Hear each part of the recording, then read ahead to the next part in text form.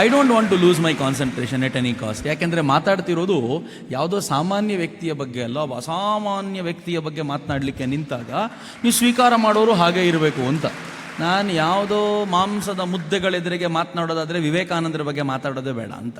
ಮಾಂಸದ ಮುದ್ದೆಗಳೆದುರಿಗೆ local film ಬಗ್ಗೆ discussion ಮಾಡೋರು ಹಾಗೇ ಇರಬೇಕು ಅಂತ. ಜೀವಂತ ಸಿಂಹಗಳು ಅಂತ ಭಾವಿಸಿಕೊಂಡು ಮಾತನಾಡುವಾಗ, ಮಹಾಸಿಂಹದ ಬಗ್ಗೆ ಮಾತನಾಡಬೇಕಾದಾಗ ಅದೇ ಥರದ ವ್ಯಕ್ತಿಗಳನ್ನು ಎಕ್ಸ್ಪೆಕ್ಟ್ ಮಾಡಬೇಕು ಅಂತ ನಾನು ಹಂಗೆ ತಿಳ್ಕೊಂಡಿದ್ದೀನಿ. ಅದಕ್ಕಿಂತ ಚಿಕ್ಕದ್ದೇನೂ ಇಲ್ಲ ಅಂತ. ಮಿತ್ರರೆ, ಬಹಳ ಸಂತೋಷ. ನಮ್ಮೊಳಗೆ ಉರಿಯಲ್ಲಿ ನಚಿಕೇತಾಗ್ನಿ ಒಂಥರ ಅಪರೂಪದ ಟಾಪಿಕ್ಕು ಅಂತ ನಾನಂತೂ ಭಾವಿಸ್ತೀನಿ. ನಮ್ಮೊಳಗೆ ಅಗ್ನಿ ಎಲ್ಲ ಸತ್ತೋಗಿದೆ. ಅದು ಯಾವ ಅಗ್ನಿಯೂ ಇಲ್ಲ. ಜಠರಾಗ್ನಿಯೂ ಸರಿಯಾಗಿ ಕೆಲಸ ಮಾಡಲ್ಲ, ಬೇರೆ ಎಲ್ಲ ಅಗ್ನಿ ಬಿಡಿ. ನೀವು ಯಾವುದೇ ಡಾಕ್ಟರ್ ಹತ್ರ ಹೋಗಿ, ಹೈಯೆಸ್ಟ್ ಪ್ರಾಬ್ಲಮ್ ಎಲ್ರಿಗೂ ಏನು ಬರುತ್ತೆ ಅಂತಂದರೆ ಡೈಜೆಷನ್ದೇ ಪ್ರಾಬ್ಲಮ್. ನೀವು ಬೇರೆ ಅಗ್ನಿ ಬಗ್ಗೆ ಮಾತುಕತೆ ಬಿಡಿ, ಜಠರಾಗ್ನಿಯೇ ಸರಿ ಇಲ್ಲ, ಇನ್ನು ಬೇರೆ ಅಗ್ನಿ ಎಲ್ಲಿಂದ ಬರಬೇಕು? ಇನ್ನೊಂದು ಅಗ್ನಿಯ ಕಲ್ಪನೆ ಇದೆಯಲ್ಲ, ಈ ಅಗ್ನಿ ಹೇಗಿದೆ ಅಂತಂದರೆ ಇಡೀ ಜಗತ್ತನ್ನು ಬೆಚ್ಚಿ ಬೀಳಿಸಬಲ್ಲಂಥ ಅಗ್ನಿ. ನಾನು ಯಾವಾಗಲೂ ಯೋಚನೆ ಮಾಡ್ತಿರ್ತೀನಿ, ಸ್ವಾಮಿ ವಿವೇಕಾನಂದರು ಅಮೆರಿಕಕ್ಕೆ ಹೋದಾಗ ಬುದ್ಧಿವಂತ ಅಮೆರಿಕನರು, ಇನ್ ಕೋಟ್ಸ್, ಈ ವಾಲ್ಯೂಮ್ ಕಡಿಮೆ ಮಾಡಿಬಿಡಪ್ಪ, ಸ್ವಲ್ಪ ವಾಲ್ಯೂಮ್ ಜಾಸ್ತಿ ಮಾಡಬೇಡಿ. ಬುದ್ಧಿವಂತ ಅಮೆರಿಕನ್ನರು, ನಾನು ಕೋಟ್ಸ್ ಹಾಕ್ತಿದ್ದೀನಿ ಅದಕ್ಕೆ, ಬುದ್ಧಿವಂತ ಅಮೆರಿಕನರು ವಿವೇಕಾನಂದರ ಮಾತುಗಳನ್ನು ಹೀಗೆ ಕುರಿಮರಿಗಳಂತೆ ವಿವೇಕಾನಂದರು ಏನು ಹೇಳಿದ್ರು ಕೇಳಬೇಕು ಅನ್ನೋ ಥರ ಕೂತ್ಕೊಂಡು ಕೇಳ್ತಿದ್ರಲ್ಲ, ಯಾಕೆ ಅಂತ ಯೋಚನೆ ಮಾಡಿದ್ದೀರಾ? ಒಂದ್ಸಲ ಅಂತೂ ವಿವೇಕಾನಂದರು ಮಾತಾಡ್ತಾ ಮಾತಾಡ್ತಾ ಮಾತಾಡ್ತಾ ಮಾತಾಡ್ತಾ ಮಧ್ಯದಲ್ಲಿ ನಿಲ್ಲಿಸಿ ನಾನೇನು ಮಾತಾಡೋದಿಲ್ಲ ಅಂತಂದ್ರು. ಯಾಕೆ ಅಂತಂದ್ರೆ ಇವರೆಲ್ಲ ಮಣ್ಣಿನ ಮುದ್ದೆಗಳಂತಾಗ್ಬಿಟ್ಟಿದ್ದಾರೆ. ಈಗ ನಾನೀಗ ಮಾತಾಡದೆ ಹೋದ್ರೆ ನನಗೆ ಬೇಕಾದ ಆಕಾರಕ್ಕೆ ಇದನ್ನು ತಂದುಬಿಡ್ಬೋದು, ನಾನು ಇದನ್ನು ಮಾಡಲ್ಲ, ನಾನು ಮತ್ತೆ ಅವರು ಮನುಷ್ಯರಾಗೋದವರೆಗೂ ಕಾಯ್ತೀನಿ ಅಂತ ಹೇಳಿ. ಯಾಕಂದ್ರೆ ವಿವೇಕಾನಂದರ ಮಾತುಗಳ ಓತಪ್ರೋತ ಪ್ರವಾಹ ಸುನಾಮಿ ಹಂಗಿತ್ತು ಅಂತ. ಅದು ಆ ಸುನಾಮಿ ಹೇಗೆ ಕೊಚ್ಚಿಕೊಂಡು ಹೋಗಿತ್ತು ಅಂತಂದ್ರೆ ಅಮೆರಿಕ ಯುರೋಪಿನ ಅಲಗಾಡಿಸಿ ಬಿಟ್ಟುಬಿಟ್ಟಿತ್ತು. ಯಾಕೆ ವಿವೇಕಾನಂದರ ಮಾತುಗಳಲ್ಲಿ ಅಂಥದ್ದೊಂದು ಶಕ್ತಿ ಇತ್ತು ಅಂತ ಯೋಚನೆ ಮಾಡಿದ್ದೀರಾ? ನಮ್ಮಲ್ಲಿ ಅನೇಕರಿಗೆ ಒಂದು ಒಂದು ಒಂದು ಒಂದು ಕಲ್ಪನೆ ಇದೆ, ವಿವೇಕಾನಂದರು ಆಕಾಶದಿಂದ ಧುಮುಕಿಬಿಟ್ರು, ವಿವೇಕಾನಂದರು ಸಾಕ್ಷಾತ್ ದೇವರ ಅಂಶ, ಹಿಂಗೆ ಅಂದ್ಬಿಟ್ಟು ಸುಮ್ಮನೆ ಆಗ್ಬಿಡ್ತೀವಿ ವಿವೇಕಾನಂದರು ಮಾತ್ರ ಅಂತ. ಬರೀ ದೇವರ ಅಂಶ ಅಷ್ಟೇ ಅಲ್ಲ, ಒಳಗೊಂದು ಅಗ್ನಿ ಇತ್ತಲ್ಲ, ಈ ಅಗ್ನಿ ಹೇಗೆ ಉರಿತಾ ಇತ್ತು ಅಂತಂದರೆ ಅದು ಭಾರತವನ್ನಷ್ಟೇ ಅಲ್ಲ, ಅಮೆರಿಕನ್ನಷ್ಟೇ ಅಲ್ಲ, ಇಡೀ ಜಗತ್ತನ್ನೇ ಆವರಿಸಿಕೊಳ್ಳಬಲ್ಲಂಥ ಅಗ್ನಿಯಾಗಿತ್ತು ಅದು. ಅಂಥ ಅಗ್ನಿಯಿಂದ ಸ್ವಾಮೀಜಿ ಪ್ರತಿಯೊಬ್ಬರ ಒಳಗಿರುವಂಥ ಅಂಧಕಾರವನ್ನು ತೊಳೆದು ಹಾಕಿಬಿಟ್ರು ಅಂತ. ಯೋಚನೆ ಮಾಡಿ ಈ ಮಾತುಗಳ ಮೇಲೆ ತುಂಬ ಗಂಭೀರವಾಗಿ. ಇವತ್ತಿನ ತಾರುಣ್ಯ ನಮ್ದು ಹೆಂಗಿದೆ ಅಂತಂದರೆ, ಕೂತ ಕಡೆ ನಿದ್ದೆ ಮಾಡಲಿಕ್ಕೆ ಎಕ್ಸ್ಪರ್ಟ್ಸ್. ನಾವು ನೋಡಿರೋ ರಾಜಕಾರಣಿಗಳು ಹಂಗೆ ಇದ್ದಾರೆ, ಎಲ್ಲೆಲ್ಲಿ ಕೂರ್ತಾರೋ ಅಲ್ಲಲ್ಲಿ ಮಲ್ಕೋತಾರೆ. ನಮಗೆಲ್ಲ ಅದೇ ಈ ಅಂಧಕಾರ ಇದೆಯಲ್ಲ, ಈ ತಮಸ್ಸಿದೆಯಲ್ಲ, ಯಾವ ಥರ ಆವರಿಸಿಕೊಂಡಿದೆ ಅಂತಂದರೆ, ಸುಮ್ಮನೆ ನೀವೇನು ಇಟ್ಕೊಂಡಿದ್ದೀರೋ, ನೀವೇನು ಕೂತಿದ್ದೀರೋ, ಸುಮ್ಮನೆ ಒಂದು ಕನ್ನಡಿನ ಮುಂದೆ ಇಟ್ಕೊಂಡು ನೋಡಿ, ನಾನಾ ಇದು ಅಂತ ನಿಮಗೆ ಅನಿಸುತ್ತೆ. ಹೆಂಗೆ ಆಗೋಗ್ಬಿಟ್ಟಿರ್ತೀವಿ ಅಂದರೆ ಸುಸ್ತಾಗೋಗ್ಬಿಟ್ಟಿರ್ತೀವಿ. ಅಯ್ಯೋ, ಜೀವನ ಆದರೂ ಯಾಕೆ ಬೇಕು ಅನ್ನೋ ಥರದ ಬದುಕು. ನಮ್ಮ ಮುಖಗಳನ್ನು ನಾವೇ ಕನ್ನಡಿ ಮುಂದೆ ನೋಡಿಕೊಂಡ್ರೆ ಎಂಥ ಗಾಬರಿ ಆಗುವಂಥ ಮುಖಗಳು ಅಂತಂದರೆ, ಈ ಮುಖದ ಬಗ್ಗೆ ತುಂಬ ಅಲಂಕಾರದ ಬಗ್ಗೆ ಒದ್ದಾಡ್ತಿರ್ತೀವಲ್ಲ, ತುಂಬ ಕ್ರೀಮನ್ನು ಹಚ್ಕೊಂಡು ತುಂಬ ಸುಂದರ ಮಾಡ್ಕೊಳ್ಳಿಕ್ಕೆ ಪ್ರಯತ್ನ ಪಡ್ತಿರ್ತೀವಲ್ಲ, ಯಾವಾಗಲಾದರೂ ಇವೆಲ್ಲವನ್ನು ಬಿಟ್ಟು ಒಳಗೊಂದು ಅಗ್ನಿ ಪ್ರತಿಜ್ವಲಿಸಲಿ. ಆ ಅಗ್ನಿ ಪ್ರಜ್ವಲಿಸ್ತಾ ಇದ್ರೆ ಮುಖ ಹೇಗೆ ಹೊಳೆಯುತ್ತೆ ಅಂತಂದರೆ, ಆ ಮುಖಾನ್ ಕಂಡ್ರೆ ಇತರರಿಗೆ ಅನಿಸ್ಬೇಕು ಏನು ತೇಜಸ್ಸಿದೆಯಪ್ಪ ಇದು ಅಂತ. ಆದರೆ ನಮ್ಮಲ್ಲಿ ಅನೇಕರಿಗೆ ಅದೇ ಇಲ್ಲ ಅಂತ. ತುಂಬ ಫೇರ್ ಆ್ಯಂಡ್ ಲವ್ಲಿ ಹಚ್ಚಿದ್ದೀವಿ, ಆದರೆ ಮುಖದಲ್ಲಿ ಯಾಕೆ ತೇಜಸ್ಸಿಲ್ಲ ಅಂತಂದರೆ ಒಳಗೆ ಉರಿಬೇಕಾದ ಅಗ್ನಿನೇ ಉರಿಲಿಲ್ವಲ್ಲ ಅಂತ. ನಾನು ಯಾರ ಮೇಲೂ ಆಕ್ಷೇಪ ಮಾಡ್ತಿಲ್ಲ, ಇದು ನನಗೂ ಬಂತು, ನಮ್ಮೆಲ್ಲರಿಗೂ ಬಂತು, ನಾವೆಲ್ಲರೂ ಸೇರ್ಕೊಂಡಂತೆ ಎಲ್ಲರೂ ಆಗಿರೋದೇ ಹಿಂಗೆ. ಸತ್ತೋಗಿದೆ ಒಳಗಿನ ಅಗ್ನಿ ಅಂತ. ಇತ್ತೀಚೆಗೆ ನಾವು ಒಂದು ಪುಟ್ಟ ಪ್ರಯೋಗ ಮಾಡಿದ್ವಿ, ವಿವೇಕಾನಂದರ ಹೆಸರಿನಲ್ಲಿ ವಿವೇಕ ಮಾಲೆ ಅಂತ ಎಲ್ರಿಗೂ ಮಾಲೆ ಹಾಕಿಸೋದು ಅಂತ. ನಾವೆಲ್ಲರೂ ಅಯ್ಯಪ್ಪ ಮಾಲೆ ಹಾಕಿದ್ದೀವಿ, ಓಂ ಶಕ್ತಿ ಮಾಲೆ ಹಾಕಿದ್ದೀವಿ, ನಾವೆಲ್ಲ ಬೇರೆ ಬೇರೆ ಥರದ ದತ್ತ ಮಾಲೆ ಹಾಕಿದ್ದೀವಿ, ಹನುಮ ಮಾಲೆ ಹಾಕಿದ್ದೀವಿ, ಬಗೆ ಬಗೆಯ ಮಾಲೆಗಳನ್ನು ಹಾಕಿದ್ವಿ. ಸುಮ್ಮನೆ ನಮಗೊಂದು ಹುಚ್ಚು ಬಂತು, ವಿವೇಕ ಮಾಲೆ ಹಾಕೋಣ, ಎಲ್ಲ ಹುಡುಗರು ವಿವೇಕ ಮಾಲೆ ಹಾಕೋಣ ಅಂತ. ನನಗೆಲ್ಲರೂ ಕೇಳಿದ್ರು, ಕಂಡೀಷನ್ ಏನು, ಫುಡ್ ಏನು, ಡ್ರೆಸ್ ಏನು? ನಾವೆಲ್ಲರೂ ಫುಡ್ಡು ಡ್ರೆಸ್ಸಲ್ಲೇ ಇದ್ದೀವಿ ಇನ್ನು. ನಾನು ಹೇಳಿದೆ, ಫುಡ್ಡು ಡ್ರೆಸ್ಸು ಏನು ಬೇಕಿದ್ರು ಹಾಕ್ಕೊಳ್ಳಿ, ನೀವು ಯಾವ ಡ್ರೆಸ್ ಬೇಕಿದ್ರು ಹಾಕೊಳ್ಳಿ, ನನ್ನ ಕಂಡೀಷನ್ ಇಲ್ಲ.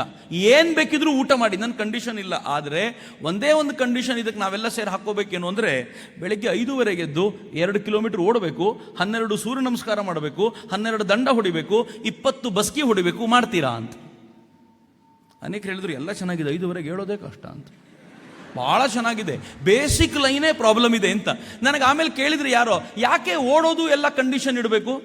ನಾನಂತಂದೆ, ಈ ದೇಶದ ಜನರಿಗೆ ಬೇರೆಯವರು ಹೊಡಿಲಿಕ್ಕೆ ಬಂದರೆ ಹೊಡೆಯೋ ತಾಕತ್ತಿಲ್ಲ ಅಂದರೆ ಕೊನೆ ಪಕ್ಷ ಓಡೋಗೋ ತಾಕತ್ತಾದರೂ ಇರಬೇಕಲ್ಲ. ಒಂದು 100 ಮೀಟರ್ ಓಡೋಗಿ ಸುಸ್ತಾಗೋ ಬದಲು ಹೊಡೆಯಕ್ಕೆ ಬಂದವರ ಎದುರಿಗೆ ತಪ್ಪಿಸ್ಕೊಂಡು ಹೋಗೋ ತಾಕತ್ತು ಇಲ್ಲ ಅಂತಂದ್ರೆ ಏನು ಮಾಡಬೇಕು ಅಂತ.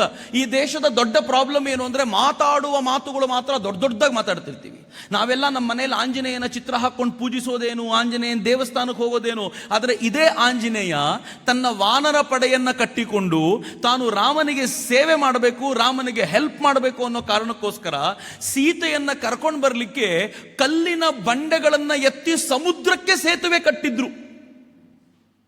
ನಮ್ಗೆ ಆ ಸೇತುವೆ ಮೇಲೆ ನಡ್ಕೊಂಡು ಹೋಗ್ಲಿಕ್ಕಾಗಲ್ಲ ಇವತ್ತು.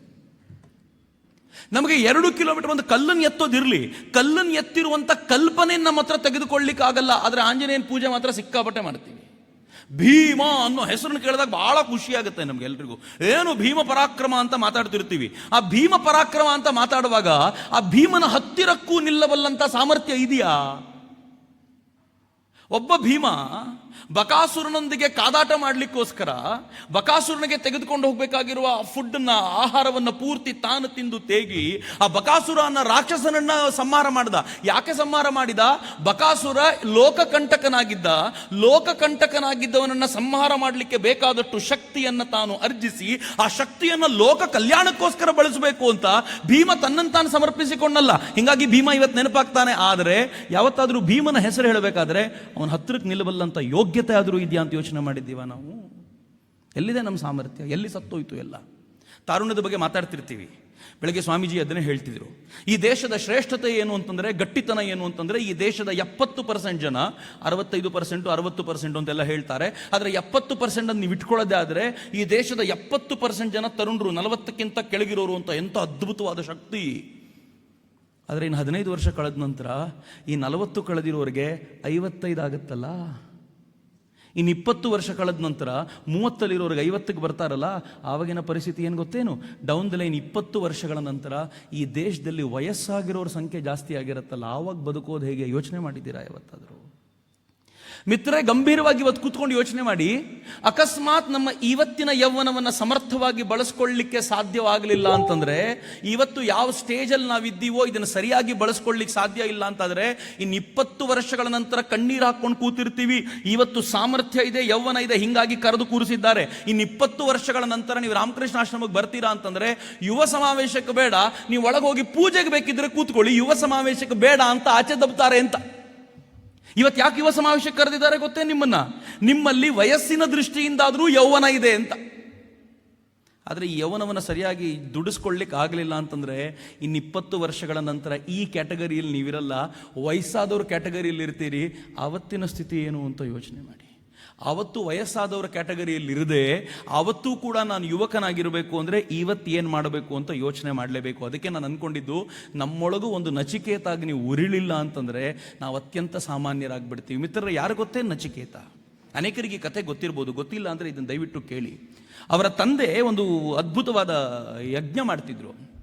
ಆ ಯಜ್ಞದ ಸಂದರ್ಭದಲ್ಲಿ ಕೊನೆಗೆ ಅವರು ದಾನ ಕೊಡಬೇಕಾದಾಗ ಆ ದಾನವನ್ನು ಮುದಿ ಹಸುಗಳನ್ನು ಕೊಡ್ತಿದ್ರು. ಕಠೋಪನಿಷತ್ನಲ್ಲಿ ಬರುತ್ತಿದ್ದು ಆ ಮುದಿ ಹಸುಗಳನ್ನು ಕೊಡ್ತಾ ಇದ್ದಿದ್ದು. ನೀವು ಹುಡುಗ ನೋಡಿದ 9-10 ವರ್ಷದ ಹುಡುಗ ಇರ್ಬೋದು, ಅವನು ಅಪ್ಪ ಮುದಿ ಹಸುಗಳನ್ನು ಕೊಡ್ತಾರಲ್ಲ ಅಂತ ಯೋಚನೆ ಮಾಡ್ತಾನೆ. ಏನು ಯೋಚನೆ ಮಾಡ್ತಾನೆ ಗೊತ್ತಾ? ನಮ್ಮಪ್ಪ ಈ ಮುದಿ ಹಸುಗಳನ್ನು ಕೊಡ್ತಿದ್ದಾರೆ, ಇದು ಎಷ್ಟು ಕೆಟ್ಟದಾಗಿವೆ ಅಂತಂದ್ರೆ, ಇದನ್ನು ತೆಗೆದುಕೊಂಡಿರುವಂಥ ವ್ಯಕ್ತಿ ಮನೆಗೆ ಹೋಗೋಕ್ಕಿಂತ ಮುಂಚೆ ಹಸುಗಳು ಪ್ರಾಣ ಬಿಡ್ತವೆ. ನಮ್ಮ ಅಪ್ಪನಿಗೆ ಕೊಟ್ಟಿದ್ದೀನಿ ಅಂತ ಲೆಕ್ಕಕ್ಕಷ್ಟೇ, ತಗೊಂಡವನಿಗೆ ಇದರಿಂದ ನಯಾ ಪೈಸೆ ಲಾಭ ಇಲ್ಲ. ನಮ್ಮಪ್ಪ ಇಷ್ಟು ಒಳ್ಳೆ ಯಜ್ಞ ಮಾಡಿ ಯಾಕೆ ಇಷ್ಟು ಕೆಟ್ಟ ಕೆಲಸ ಮಾಡ್ತಾರೆ ಅಂತ 9 ವರ್ಷದ ಹುಡುಗ ಯೋಚನೆ ಮಾಡೋದು. ಅವನ ಜಾತ್ರೆಯಲ್ಲಿ ಕಳೆದು ಹೋಗಲಿಲ್ಲ, ಯಜ್ಞದ ಆ ದೊಡ್ಡ ಉತ್ಸವದಲ್ಲಿ ಕಳೆದು ಹೋಗಲಿಲ್ಲ. ಬದಲಿಗೆ ಈ ಥರದ ಆಲೋಚನೆಯನ್ನ ಒಂದು ಅಗ್ನಿ ಹೊತ್ತಿಕೊಳ್ಳುತ್ತಲ್ಲ ಅವನರೊಳಗೆ. ಆ ಅಗ್ನಿ ಸತ್ಯದ ಹುಡುಕಾಟಕ್ಕೋಸ್ಕರ ಹೊತ್ತಿಕೊಂಡ ಅಗ್ನಿ ಇದೆಯಲ್ಲ, ಏನು ಶ್ರೇಷ್ಠ ಅಗ್ನಿ ಗೊತ್ತೇನು? ಅವನ ಅಪ್ಪನ ಮುಂದೆ ಹೋಗಿ ಕೇಳ್ತಾನೆ, ಅಪ್ಪ, ಈ ಹಸುಗಳಿಗಿಂತ ಈ ಹಸು ತುಂಬ ಕೆಟ್ಟದಾನ, ಚೆನ್ನಾಗಿಲ್ಲ ಇದು. ನಾನು ತುಂಬ ಶ್ರೇಷ್ಠ ಅಲ್ಲದೆ ಹೋದರೂ ಈ ಹಸುಗಳಿಗಿಂತ ಪರವಾಗಿಲ್ಲ. ನನ್ನನ್ನೇ ಯಾರಿಗಾದರೂ ದಾನ ಮಾಡಿಬಿಟ್ಟು ಬಹುಶಃ ನೀನು ಪುಣ್ಯ ಕಟ್ಕೊಳ್ಬೋದು ಅಂತ ಅಪ್ಪನಿಗೆ ಹೋಗಿ ಕೇಳ್ತಾನೆ, ನನ್ನನ್ನು ಯಾರಿಗೆ ದಾನ ಮಾಡ್ತೀಯಾ? ಅಪ್ಪ ಒಂದ್ಸಲ ಬೈದರು ಅವನಿಗೆ, 2ನೇ ಸಲ ಮತ್ತೆ ಬೈದರು, 3ನೇ ಸಲ ಬೈಯೋ ಸಂದರ್ಭ ಬಂದಾಗ ಅಪ್ಪ ಅವನಿಗೆ ಹೇಳಿದ್ರು, ನಿನ್ನನ್ನು ಯಮನಿಗೆ ದಾನ ಮಾಡ್ತೀನಿ ಹೋಗು ಅಂತ. ಎಷ್ಟು ಚೆನ್ನಾಗಿದೆ ಮಾತು ನೋಡಿ. ಈ ಮಾತನ್ನು ಕೇಳಬೇಕು. ನಾನು ಉಪನಿಷತ್ನ ಬಗ್ಗೆ ಮಾತಾಡುವಾಗಲೆಲ್ಲ ನನಗೆ ಬಹಳ ಹೆಮ್ಮೆ ಅನ್ಸೋದು ಈ ವಿಚಾರಕ್ಕೆ. ನಮ್ಮಪ್ಪನ ನಾನು ಪದೇ ಹಿಂಗೆ ಕಿರಿಕಿರಿ ಮಾಡಿದ್ರೆ ಸಾಯಿಸ್ಬಿಡ್ತೀನಿ ಇನ್ನ ಅಂತಾರೆ. ಇದಕ್ಕೂ ಆ ಮಾತಿಗೂ ಡಿಫ್ರೆನ್ಸ್ ಇಲ್ಲ. ಎಷ್ಟು ಚೆನ್ನಾಗಿತ್ತು ಲ್ಯಾಂಗ್ವೇಜ್ ಅಂದರೆ, ನಿನ್ನನ್ನು ಯಮನಿಗೆ ದಾನ ಮಾಡ್ತೀನಿ ಅಂದರೆ ಸಾಯಿಸ್ತೀನಿ ಅಂತ ಅಪ್ಪ ಬೈಯೋದು. ಈ ಹುಡುಗ ನಮಸ್ಕಾರ ಅಂದ, ನನಗೆ ಫಲ ಸಿಕ್ತು, ಯಮನಿಗೆ ದಾನ ಮಾಡೋದಕ್ಕೆ ಕಾಯ್ತಾ ಕೂತ್ಕೊಳ್ತೀನಿ ಅಂತ ಪಕ್ಕದಲ್ಲಿ ಕೂತಿದ್ದ. ಸ್ವಲ್ಪ ಹೊತ್ತು ಯಜ್ಞ ಮುಗಿದ ತಕ್ಷಣ ಈ ಹುಡುಗ ಬಂದು ಕೇಳ್ದ, ದಾನ ಎಲ್ಲ ಮುಗಿದಿದೆ ಅಂತ ನೀನು ಅನ್ಕೊಂಡಿದ್ಯಾ? ನನ್ನ ದಾನ ಇನ್ನೂ ಕಂಪ್ಲೀಟ್ ಆಗಲಿಲ್ಲ, ಸಾಯಿಸು ನನ್ನನ್ನು ಅಂತ ಯಮನಿಗೆ ದಾನ ಮಾಡು ಅಂತ ಕೂತ್ಕೊಂಡ. ಅಪ್ಪನಿಗೆ ಆಗ ಗಾಬರಿ ಆಯಿತು. ಇಷ್ಟೂ ಯಜ್ಞ ಮಾಡಿ ನಾನು ಹೇಳಿದ ಮಾತನ್ನ ಕಂಪ್ಲೀಟ್ ಮಾಡಲಿಲ್ಲ ಅಂದ್ರೆ ಈ ಹುಡುಗ ಇಲ್ಲೇ ಉಳ್ಕೊಂಡ್ಬಿಡ್ತಾನೆ, ಉಳ್ಕೊಂಡ್ರೆ ಯಜ್ಞದ ಫಲ ಪ್ರಾಪ್ತಿ ಆಗಲ್ಲ ಅಂತ ಗಾಬರಿಗೊಂಡು ಅಪ್ಪ ಎಲ್ಲ ಸಾಧುಗಳನ್ನ ಕರೆಸಿ ಹುಡುಗನ್ನ ಸೂಕ್ಷ್ಮ ಶರೀರಿಯಾಗಿ ಕಳಿಸಿಕೊಟ್ಟ ಯಮಲೋಕಕ್ಕೆ. ಬಹುಶಃ ನಂಗೆ ಗೊತ್ತಿಲ್ಲ ಜಗತ್ನಲ್ಲಿ ಯಾರಾದರೂ ಹಿಂಗಿದ್ದಾರೋ ಇಲ್ವೋ. ಯಮನ ಅಪಾಯಿಂಟ್ಮೆಂಟ್ ತಗೊಳ್ಳದೆ ಯಮನ ಬಳಿಗೆ ಹೋದವರು ಇದುವರೆಗೂ ಯಾರೂ ಇರ್ಲಿಕ್ಕಿಲ್ಲ ಮೋಸ್ಟ್ಲಿ. ಆದರೆ ಈ ಹುಡುಗ ಅಪಾಯಿಂಟ್ಮೆಂಟ್ ಇಲ್ಲದೆ ಹೋಗಿದ್ದಾನೆ, ಯಮನಿಗೂ ಗೊತ್ತಿಲ್ಲ ಬಂದ್ಬಿಡ್ತಾನೆ ಅಂತ.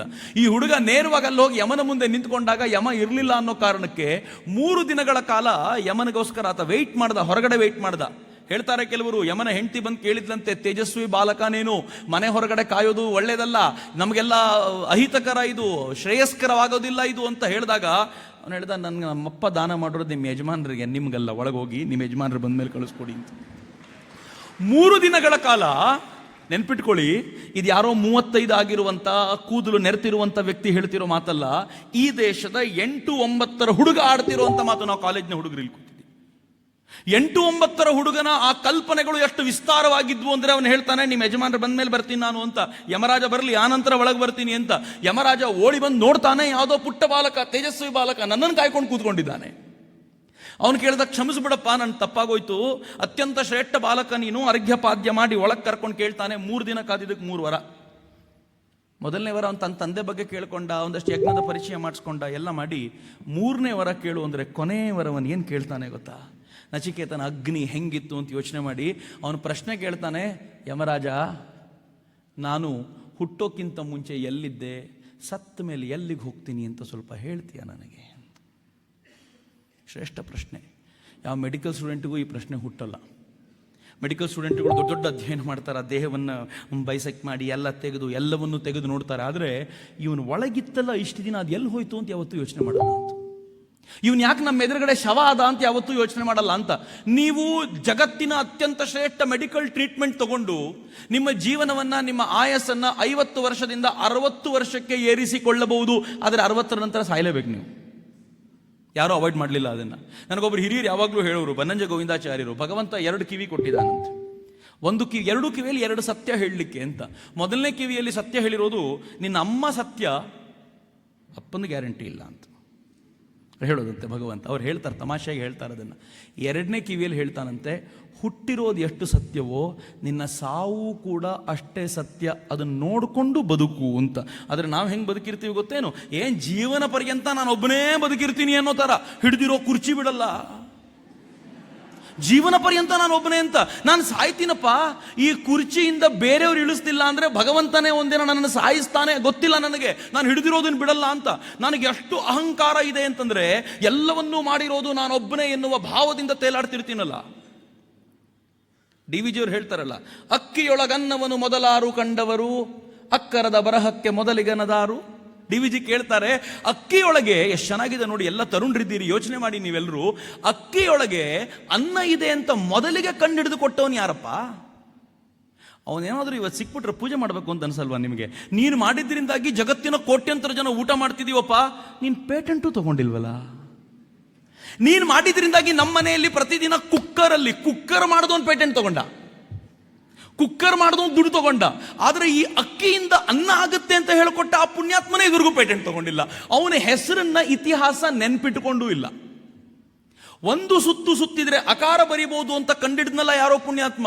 ಅವನ ಕಾರಣಕ್ಕೋಸ್ಕರ ನೀವೆಲ್ಲರೂ ಇವತ್ತು ಕೂತ್ಕೊಂಡು ಓದ್ತಾ ಇದ್ದೀರಲ್ಲ, ಅವನ ಕಾರಣಕ್ಕೋಸ್ಕರ ಕಾಲೇಜಿಗೆ ಬಂದು ಅಧ್ಯಯನ ಮಾಡ್ತಿದ್ದೀರಲ್ಲ, ಸ್ಲೇಟ್ ಮೇಲೆ ಬರೆದ್ರಲ್ಲ, ಯಾರು ಪುಣ್ಯಾತ್ಮ ಆತ? ಅವನು ಸಿಕ್ಕಿಬಿಟ್ರೆ ಒಂದೊಂದು ಫೋಟೋ ಇಟ್ಬಿಟ್ಟು ಎಂತ ಅದ್ಭುತ ಕೆಲಸ ಅಂತ ಹೇಳಬೇಕು ಅವನಿಗೆ. ಆದರೆ 100,000 ವರ್ಷಗಳ ಹಿಂದೆ ಕಂಡಿಡಿದ ಆ ಪುಣ್ಯಾತ್ಮ, ಅವನನ್ನು ಹಿಸ್ಟ್ರಿ ನೆನ್ಪಿಟ್ಕೊಂಡಿಲ್ಲ. ಡಿ ವಿ ಜಿ ಹೇಳ್ತಾರೆ, ಅವ್ರು ಯಾರನ್ನೂ ನೆನ್ಪಿಟ್ಕೊಳ್ಳದೆ ಇರುವಂಥ ಇತಿಹಾಸ. ನೀನು ಯಾವ ಕೊತ್ವಾಲ್ ನಾಯಕ ನಿನ್ನ ನೆನ್ಪಿಟ್ಕೋಬೇಕು, ಬಿಡು ಅದನ್ನ ಅಂತಾರೋ. ಎಷ್ಟು ಚೆನ್ನಾಗಿದೆ ಮಾತು ಅಂತ ಯೋಚನೆ ಮಾಡಿ. ನಾವೆಲ್ಲ ಹೆಂಗಿದ್ದೀವಿ ಅಂತಂದ್ರೆ, ಈ ಕಲ್ಪನೆಗಳೊಳಗೆ ಮೈ ಮರೆತು ಕೂತಿದ್ದೀವಿ ಅಂತ. ಆ ಪರಿ ನನ್ನದು ನನ್ನದು ನನ್ನದು ಅಂತ ಕೂತಿರ್ಬೇಕಾದ್ರೆ ಈ ಹುಡುಗ ಕೂತ್ಕೊಂಡು ಯೋಚನೆ ಮಾಡ್ತಾನೆ, ಹುಟ್ಟಿಗಿಂತ ಮುಂಚೆ ಎಲ್ಲಿದ್ದೆ, ಸತ್ ಮೇಲೆ ಎಲ್ಲಿಗೆ ಹೋಗ್ತೀನಿ ಅಂತ ಹೇಳ್ತೀಯಾ? ಯಮರಾಜ ಹೇಳ್ದ, ನೋಡು, ಇದು ತುಂಬ ಕಷ್ಟದ ಪ್ರಶ್ನೆ.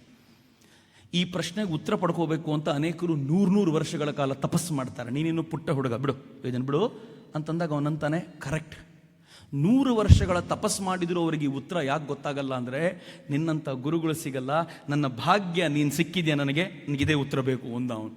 ಯಮರಾಜನಿಗೆ ಒಂದು ಸ್ವಲ್ಪ ಕಷ್ಟ ಆಯಿತು.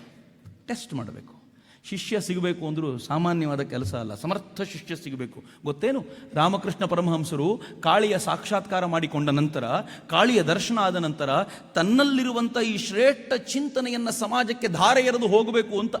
ಹೇಗೆ ಒಬ್ಬ ತಂದೆಗೆ ಗಂಡು ಮಗು ಇಲ್ಲ ಅಂದರೆ ಟೆನ್ಷನ್ ಯಾಕೆ ಗೊತ್ತೇನು, ನಾನು ತಗೊಂಡ್ರೋ ಆಸ್ತಿನ ಎಲ್ಲ ಹಂಚಬೇಕಪ್ಪ, ಯಾರಿಗೆ ಕೊಟ್ಟು ಹೋಗಬೇಕು ಅಂತ, ನಾನು ಹೋದ್ಮೇಲೆ ಇದು ಏನಾಗ್ಬಿಡುತ್ತೆ ಅನ್ನೋ ಟೆನ್ಷನ್ನಿಗೆ ಒಂದು ಮಗು ಬೇಕು, ಗೊತ್ತಿಲ್ಲ ಅವ್ರಿಗೆ ಏನಕ್ಕೆ ಅಂತ.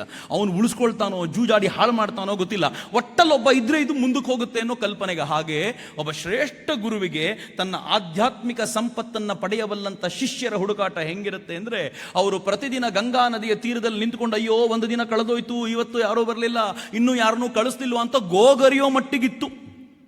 ಅದಕ್ಕೆ ಅವನು ಹೇಳ್ತಾನೆ, ನಿನ್ನಂಥ ಗುರುಗಳು ಎಲ್ರಿಗೂ ಸಿಗೋದು ಕಷ್ಟ, ನನ್ನ ಪುಣ್ಯ ನಿನ್ನ ಗುರು ಸಿಕ್ಕಿದೆಯಾ ನೀನು ಹೇಳಬೇಕು ಅಂತ. ಆದರೆ ಈತ ಕೇಳ್ತಾನೆ, ಒಂದು ಸ್ವಲ್ಪ ಟೆಸ್ಟ್ ಮಾಡೋಣ ಈ ಹುಡುಗನ್ನ, ಸಮರ್ಥನ ಅಂತ ನೋಡೋಣ ಅಂತೇಳಿ ಕೇಳ್ತಾರೆ, ಒಂದು ಕೆಲಸ ಮಾಡು, ಈ ಪ್ರಶ್ನೆ ಬಿಡು, 1000 ವರ್ಷಗಳ ಕಾಲ ಭೂಮಂಡಲವನ್ನು ಆಳುವಂಥ ಸಾಮರ್ಥ್ಯ ನಿನಗೆ ಕೊಡ್ತೇನೆ. 1000 ವರ್ಷಗಳ ಕಾಲ, 1000 ವರ್ಷ ಇಮ್ಯಾಜಿನ್ ಮಾಡಿ ಹೆಂಗಿರ್ಬೋದು. ನಿನಗೆ ಜಗತ್ತಿನ ಅತ್ಯಂತ ಶ್ರೇಷ್ಠ ಭೋಗ ಭಾಗ್ಯಗಳೆಲ್ಲ ನಿನ್ನ ಪದತಲದಲ್ಲಿರುವಂಥ ವ್ಯವಸ್ಥೆ ಮಾಡ್ತೀನಿ, ಈ ಪ್ರಶ್ನೆ ಬಿಟ್ಟು ಅದನ್ನು ತಗೋ ಅಂತ. ಅವನು ಕೇಳ್ದ, ನನಗಿರೋದು ಅದೇ ಪ್ರಶ್ನೆ, 1000 ವರ್ಷ ಆದಮೇಲೆ ಸಾಯ್ತೀನಲ್ಲ, ಆವಾಗ ಎಲ್ಲಿಗೆ ಹೋಗ್ತೀನಿ? ಯಮರಾಜ ಇಡೀ ಕಠೋಪನಿಷತ್ನಲ್ಲಿ ವರ್ಣನೆ ಮಾಡ್ತಾ ಈ ಸಾವಿನ ಸೂಕ್ಷ್ಮ ಸಂಗತಿಗಳನ್ನು, ಬದುಕಿನ ಸೂಕ್ಷ್ಮ ಸಂಗತಿಗಳನ್ನು ಕಠೋಪನಿಷತ್ನಲ್ಲಿ ಅನಾವರಣ ಮಾಡ್ತಾರಲ್ಲ, ಒಂದು ಅದ್ಭುತವಾದ ಅಗ್ನಿ ಅಂತ. ಯಾವತ್ತು ಈ ಥರದ ಅಗ್ನಿ ಜ್ವಲಿಸುತ್ತೋ, ಯಾವತ್ತು ಈ ಥರದ ಪ್ರಶ್ನೆಗಳು ತಾರುಣ್ಯದಿಂದ ಹೊರಹೊಮ್ಮಿ ಬರುತ್ತೋ, ಆಗೊಂದು ಅದ್ಭುತವಾದ ಲೋಕ ಸೃಷ್ಟಿಯಾಗೋದು ನಿಶ್ಚಿತ, ಅನುಮಾನವೇ ಇಲ್ಲ. ಈ ಥರದ ಪ್ರಶ್ನೆಗಳು ಶ್ವೇತಕೇತುವಿಗೆ ಹುಟ್ಟುತ್ತಲ್ಲ. ನಾನು ಉಪನಿಷತ್ತನ ಕಥೆಯನ್ನು ಮತ್ತೊಂದು ತಗೊಂಡು ಬರ್ತಿದ್ದೀನಿ ನಿಮ್ಮ ಎದುರುಗಡೆ. ಶ್ವೇತಕೇತು ತನ್ನ ಶಿಕ್ಷಣ ಪಡ್ಕೊಂಡು ಮನೆ ಎದುರಿಗೆ ಬಂದು ನಿಂತಾಗ ಅಪ್ಪ ಅವನಿಗೆ ಪ್ರಶ್ನೆ ಕೇಳಿದ್ರು, ದುರಹಂಕಾರ ಬಂದಿದೆ ನಿನಗೆ ಅಂತ. ಅವ್ರಿಗೆ ಗೊತ್ತಾಯ್ತು ಮಗನಿಗೆ ದುರಹಂಕಾರ ಬಂದಿದೆ ಅಂತ. ಅವನು ಸ್ವಲ್ಪ ಕಾಲರ್ ಎಲ್ಲ ಟೈಟ್ ಮಾಡ್ಕೊಂಡು ಬಂದಿರಬೇಕು, ನಿಮ್ಮ ಥರ. ನಾವೆಲ್ಲ 1-2 ಸಲ ಇಂಗ್ಲೀಷ್ ಕಲ್ತ ತಕ್ಷಣ ಎಷ್ಟು ದಿಮಾಕ್ ಬಂದ್ಬಿಡುತ್ತಲ್ಲ ನಮಗೆ. ನಮ್ಮ ಅಪ್ಪ ಅಂತೂ ಸರಿಯಾಗಿ ಓದ್ಕೊಂಡಿಲ್ಲ ಅಂತಂದರೆ ನಮ್ಮನ್ನು ತಡೆಯೋರೇ ಇಲ್ಲ, ನಾವೇನೋ ಭಾರಿ ಸಾಧನೆ ಮಾಡಿಬಿಟ್ಟಿದ್ದೀವಿ ಅಂತ. ಆದರೆ ಅಪ್ಪನ ಅನುಭವದ, ಅಮ್ಮನ ಅನುಭವದ 1% ಯೋಗ್ಯತೆ ನಮ್ಮಲ್ಲಿ ಇಲ್ಲ ಅಂತ ನಮ್ಮಲ್ಲಿ ಯಾರಿಗೂ ಗೊತ್ತೇ ಇಲ್ಲ. ಅವರ ಅನುಭವ ಅಷ್ಟು ವಿಶಾಲವಾಗಿರುವಂಥದ್ದು. ನೀವು ಕಲಿತಿರುವ ಇಂಗ್ಲೀಷ್ನ ಅಷ್ಟು ಸಾಹಿತ್ಯವನ್ನು ತೆಗೆದು ಅವರ ಪದತಲಕ್ಕೆ ಸಮರ್ಪಿಸಿದ್ರು, ಅದು 1% ಕಂಪ್ಲೀಟ್ ಆಗಲ್ಲ. ಅಷ್ಟು ಅನುಭವದ ಜ್ಞಾನವನ್ನು, ವಾತ್ಸಲ್ಯದ ಧಾರೆಯನ್ನು ಎರೆದಿರುವಂಥವ್ರು ಅವರು. ಅದರ ದಿಮಾಕ್ ಸಿಕ್ಕಾಬಟ್ಟೆ. ಈ ಹುಡುಗನು 12 ವರ್ಷ 13 ವರ್ಷ 14 ವರ್ಷ ಅಧ್ಯಯನ ಮಾಡಿಕೊಂಡು ಅಪ್ಪನೆದುರಿಗೆ ಬರುವಾಗ ಸ್ವಲ್ಪ ಅಹಂಕಾರದಿಂದ ಬಂದ. ಅಪ್ಪ ಕೇಳಿದರು, ಮಗು ಯಾವುದನ್ನು ತಿಳ್ಕೊಂಡ್ಮೇಲೆ ಜಗತ್ತಿನಲ್ಲಿ ಇನ್ನೇನೂ ತಿಳಿಯೋ ಅಗತ್ಯ ಇಲ್ವೋ ಅದನ್ನು ತಿಳ್ಕೊಂಡು ಬಂದಿದೆಯಾ? ಹುಡುಗ ತಕ್ಷಣಕ್ಕೆ ಹೇಳಿದಂತೆ, ನಮ್ಮ ಮೇಷ್ಟ್ರಿಗೆ ಅದು ಗೊತ್ತಿರಲಿಲ್ಲ, ಅದಕ್ಕೆ ಅವ್ರು ಮೋಸ್ಟ್ಲಿ ಹೇಳ್ಕೊಟ್ಟಿಲ್ಲ ನನಗೇನು ಅಂತ ಗೊತ್ತಿಲ್ಲ ಅಂದ. ಅಪ್ಪ ಅಂದರು, ಶ್ರದ್ಧೆಯ ಕೊರತೆ ನಿನಗೆ ಅಂತಂದಾಗ ಇವನು ಕಾಲಿಗೆ ಬಿದ್ದು ಕೇಳ್ಕೊಂಡ, ಅಪ್ಪ ನನಗೆ ಜೀವನದಲ್ಲಿ ಇನ್ನೇನೂ ಬೇಡ, ಈ ಪ್ರಶ್ನೆಗೊಂದು ಉತ್ತರ ಕೊಟ್ಟು ಬಿಡ್ತೀಯಾ? ಎಷ್ಟು ಚೆನ್ನಾಗಿದೆ ನೋಡಿ. ಒಬ್ಬ ಶ್ವೇತಕೇತು ಅನ್ನೋ ಹುಡುಗ ಬಹುಶಃ ಅವನು ಗುರುಕುಲಕ್ಕೆ ಹೋದಾಗ 7-8 ವರ್ಷ ಮುಗಿಸ್ಕೊಂಡು ಬಂದಾಗ 20 ವರ್ಷದ ತರುಣ. ಅವನು ಏನು ಬೇಕಿದ್ರೂ ಕೇಳ್ಬೋದಿತ್ತು ಅಪ್ಪನ ಬಳಿ. ಅಪ್ಪನ ಮುಂದಿನ ವಾರಸುದಾರ ತಾನು ಏನು ಬೇಕಿದ್ರೂ ಕೊಡು ಅಂತ ಅವ್ನು ಕೇಳ್ತಾನೆ, ನಂಗೆ ಜೀವನದಲ್ಲಿ ಇನ್ನೇನೂ ಬೇಡ, ಈ ಪ್ರಶ್ನೆಗೊಂದು ಉತ್ತರ ಕೊಡು. ಈ ಪ್ರಶ್ನೆ ನೀನು ಕೇಳ್ತೀಯ ಅಂತಂದ್ರೆ ನಿನಗೆ ಈ ಪ್ರಶ್ನೆಗೆ ಉತ್ತರ ಗೊತ್ತಿರಬೇಕು. ದಯಮಾಡಿ ಈ ಪ್ರಶ್ನೆಗೆ ಉತ್ತರ ಕೊಡು. ಯಾವುದನ್ನು ತಿಳ್ಕೊಂಡ್ಮೇಲೆ ಜಗತ್ನಲ್ಲಿ ಇನ್ನೇನೂ ತಿಳಿಯೋ ಅಗತ್ಯ ಇಲ್ವೋ ಅಂಥದ್ದನ್ನು ನಂಗೆ ಕಲಿಸಿಕೊಡು ಅಪ್ಪ ಅಂತ ಅವನು ಕೇಳಿದ್ರೆ, ಅಪ್ಪ ಹೇಳಿದ್ರು ಒಂದೇ ಒಂದು ವಾಕ್ಯ, ಉಪನಿಷತ್ತಿನ ಶ್ರೇಷ್ಠ ವಾಕ್ಯ, ತತ್ವಮಸಿ ಶ್ವೇತಕೇತು. ಶ್ವೇತಕೇತು ಅದು ನೀನೇ ಆಗಿದ್ದೀಯಾ, ನಿನ್ನನ್ನು ನೀನು ತಿಳ್ಕೊಂಡ್ರೆ ಜಗತ್ನಲ್ಲಿ ಇನ್ನೇನೂ ತಿಳ್ಕೊಳ್ಳೋ ಅಗತ್ಯವೇ ಇಲ್ಲ ಅಂತ. ಬಹಳ ಚೆನ್ನಾಗಿರುವಂಥ ಮಾತಿದು, ಬಹಳ ಚೆನ್ನಾಗಿರುವಂಥ ಮಾತು. ನಮಗೆ ವಿಧಾನಸೌಧದಲ್ಲಿರೋ ಯಾರ್ಯಾರು ಏನೇನು ಮಾಡಿದ್ದಾರೆ ಚೆನ್ನಾಗಿ ಗೊತ್ತು. ರಾತ್ರಿ ಟಿವಿ ಮುಂದೆ ಕೂತ್ಕೊಂಡು ಯಾರ್ಯಾರನ್ನೋ ಅನಲೈಸ್ ಮಾಡಬೇಕಾದ್ರೆ ನೋಡ್ತಿರ್ತೀವಲ್ಲ, ಬಹಳ ಖುಷಿ. ಯಾರ ಬಗ್ಗೆ ಆದರೂ ಪೇಪರ್ನಲ್ಲಿ ಕೆಡ್ದಾಗ 4 ಮಾತು ಬರೆದಿದ್ರೆ ಹುಡುಕಿ ನೋಡಿ ವಾಟ್ಸಪ್ಪಲ್ಲಿ ಏನು ಸ್ಪ್ರೆಡ್ ಮಾಡಿದ್ದು ನೋಡಿ ಇವನ ಯೋಗ್ಯತೆ ಇಷ್ಟು ಅಂತ. ಆದರೆ ಯಾವತ್ತಾದರೂ ಒಂದ್ಸಲ ಕಣ್ಣು ಮುಚ್ಕೊಂಡು ನಾನು ಯಾರು ಅಂತ ಯೋಚನೆ ಮಾಡಿದ್ದೀವ? ಯಾವತ್ತಾದರೂ ಒಂದ್ಸಲ ಕಣ್ಣು ಮುಚ್ಕೊಂಡು ಕೂತ್ಕೊಂಡು ನಾನು ಇದುವರೆಗೂ ಯಾರ್ಯಾರಿಗೆ ಮಾಡಬಾರದು ಮಾಡಿದ್ದೀನಪ್ಪ ಅಂತ ಯೋಚನೆ ಮಾಡಿದ್ದೀವ ಒಂದ್ಸಲ ಅಂತ. ಅಪ್ಪ ಅವನಿಗೆ ಹೇಳಿದ್ರು, ಮಗು ಇದನ್ನು ತಿಳ್ಕೊಂಡ್ರೆ ಜಗತ್ನಲ್ಲಿ ಎಲ್ಲ ತಿಳ್ಕೊಂಡಂಗೆ ಅಂತ. ಹುಡುಗ ಹೇಳ್ದ, ನಂಗೆ ಅರ್ಥ ಆಗಲಿಲ್ಲ ಅಂತ. ಅಪ್ಪ ಏನು ಹೇಳ್ತಾರೆ ಗೊತ್ತಾ? ಇದು ಉಪನಿಷತ್ತು ಹೇಳ್ತಿರುವಂಥ ಮಾತು. ಮಿತ್ರರೇ, ಈ ಸಾಹಿತ್ಯಕ್ಕೆ ಕನಿಷ್ಠ ಪಕ್ಷ 10,000 ವರ್ಷ ಆಗಿದೆ. ನಾನು ಹೇಳ್ತಾ ಇರೋದು ಇತ್ತೀಚೆಗೆ ವೆಸ್ಟ್ನಲ್ಲಿ ಕಂಡು ಬಂದಂಥ ಯಾವುದೋ ಶ್ರೇಷ್ಠ ಸೈನ್ಸ್ ಅಲ್ಲ. ನೀವು ಯಾವುದು ಕ್ಲಾಪ್ ಹೊಡಿತಿದ್ದೀರಲ್ಲ, ಈ ಕ್ಲಾಪ್ ಹೊಡಿತಾ ಇರುವಂಥ ಈ ಶ್ರೇಷ್ಠ ಸಂಗತಿಗಳನ್ನು ಹೇಳ್ತಾ ಇರೋದು ನಾನು ಅಷ್ಟೇ. ಆದರೆ ನಾನು ಖಂಡಿತವಾಗಿ ಕಂಡಿಡಿದಿದ್ದಲ್ಲ. ಈ ದೇಶ 10,000 ವರ್ಷಗಳ ಹಿಂದೆ ಯಾವುದನ್ನು ಆಲೋಚನೆ ಮಾಡ್ತಾ ಇತ್ತೋ, ಇವತ್ತು ನಿಮ್ಮ ಎದುರುಗಡೆ ನಿಂತು ಅದನ್ನು ವಾಪಸ್ ಮಂಡಿಸ್ಲಿಕ್ಕೆ ಒಂದು ಪುಟ್ಟ ಪ್ರಯತ್ನ ಮಾಡ್ತಿದ್ದೀನಿ ಅಷ್ಟೇ. ಯೋಚನೆ ಮಾಡಿ ಹೇಗಿದ್ದಿರ್ಬೋದು ನನ್ನ ಭಾರತ. ಯಾವ ಭಾರತದ ಕುರಿತಂತೆ ಮಾತನಾಡ್ತಿದ್ದೀವಿ ನಾವು? ಆ ಪುಟ್ಟ ಹುಡುಗ ಕೇಳಿದ, ನನಗೆ ಅರ್ಥ ಆಗ್ಲಿಲ್ಲಪ್ಪ. ಇದ್ರ ಅರ್ಥ ಏನು ಅಂತ ಕೇಳಿದ್ರೆ, ಅಪ್ಪ ಹೇಳಿದ್ರು ಒಂದು ಆಲದ ಮರದ ಬೀಜ ತಗೊಂಡ್ ಬಾ. ಹುಡುಗ ಆಲದ ಮರದ ಬೀಜ ತಗೊಂಡ್ ಬಂದ.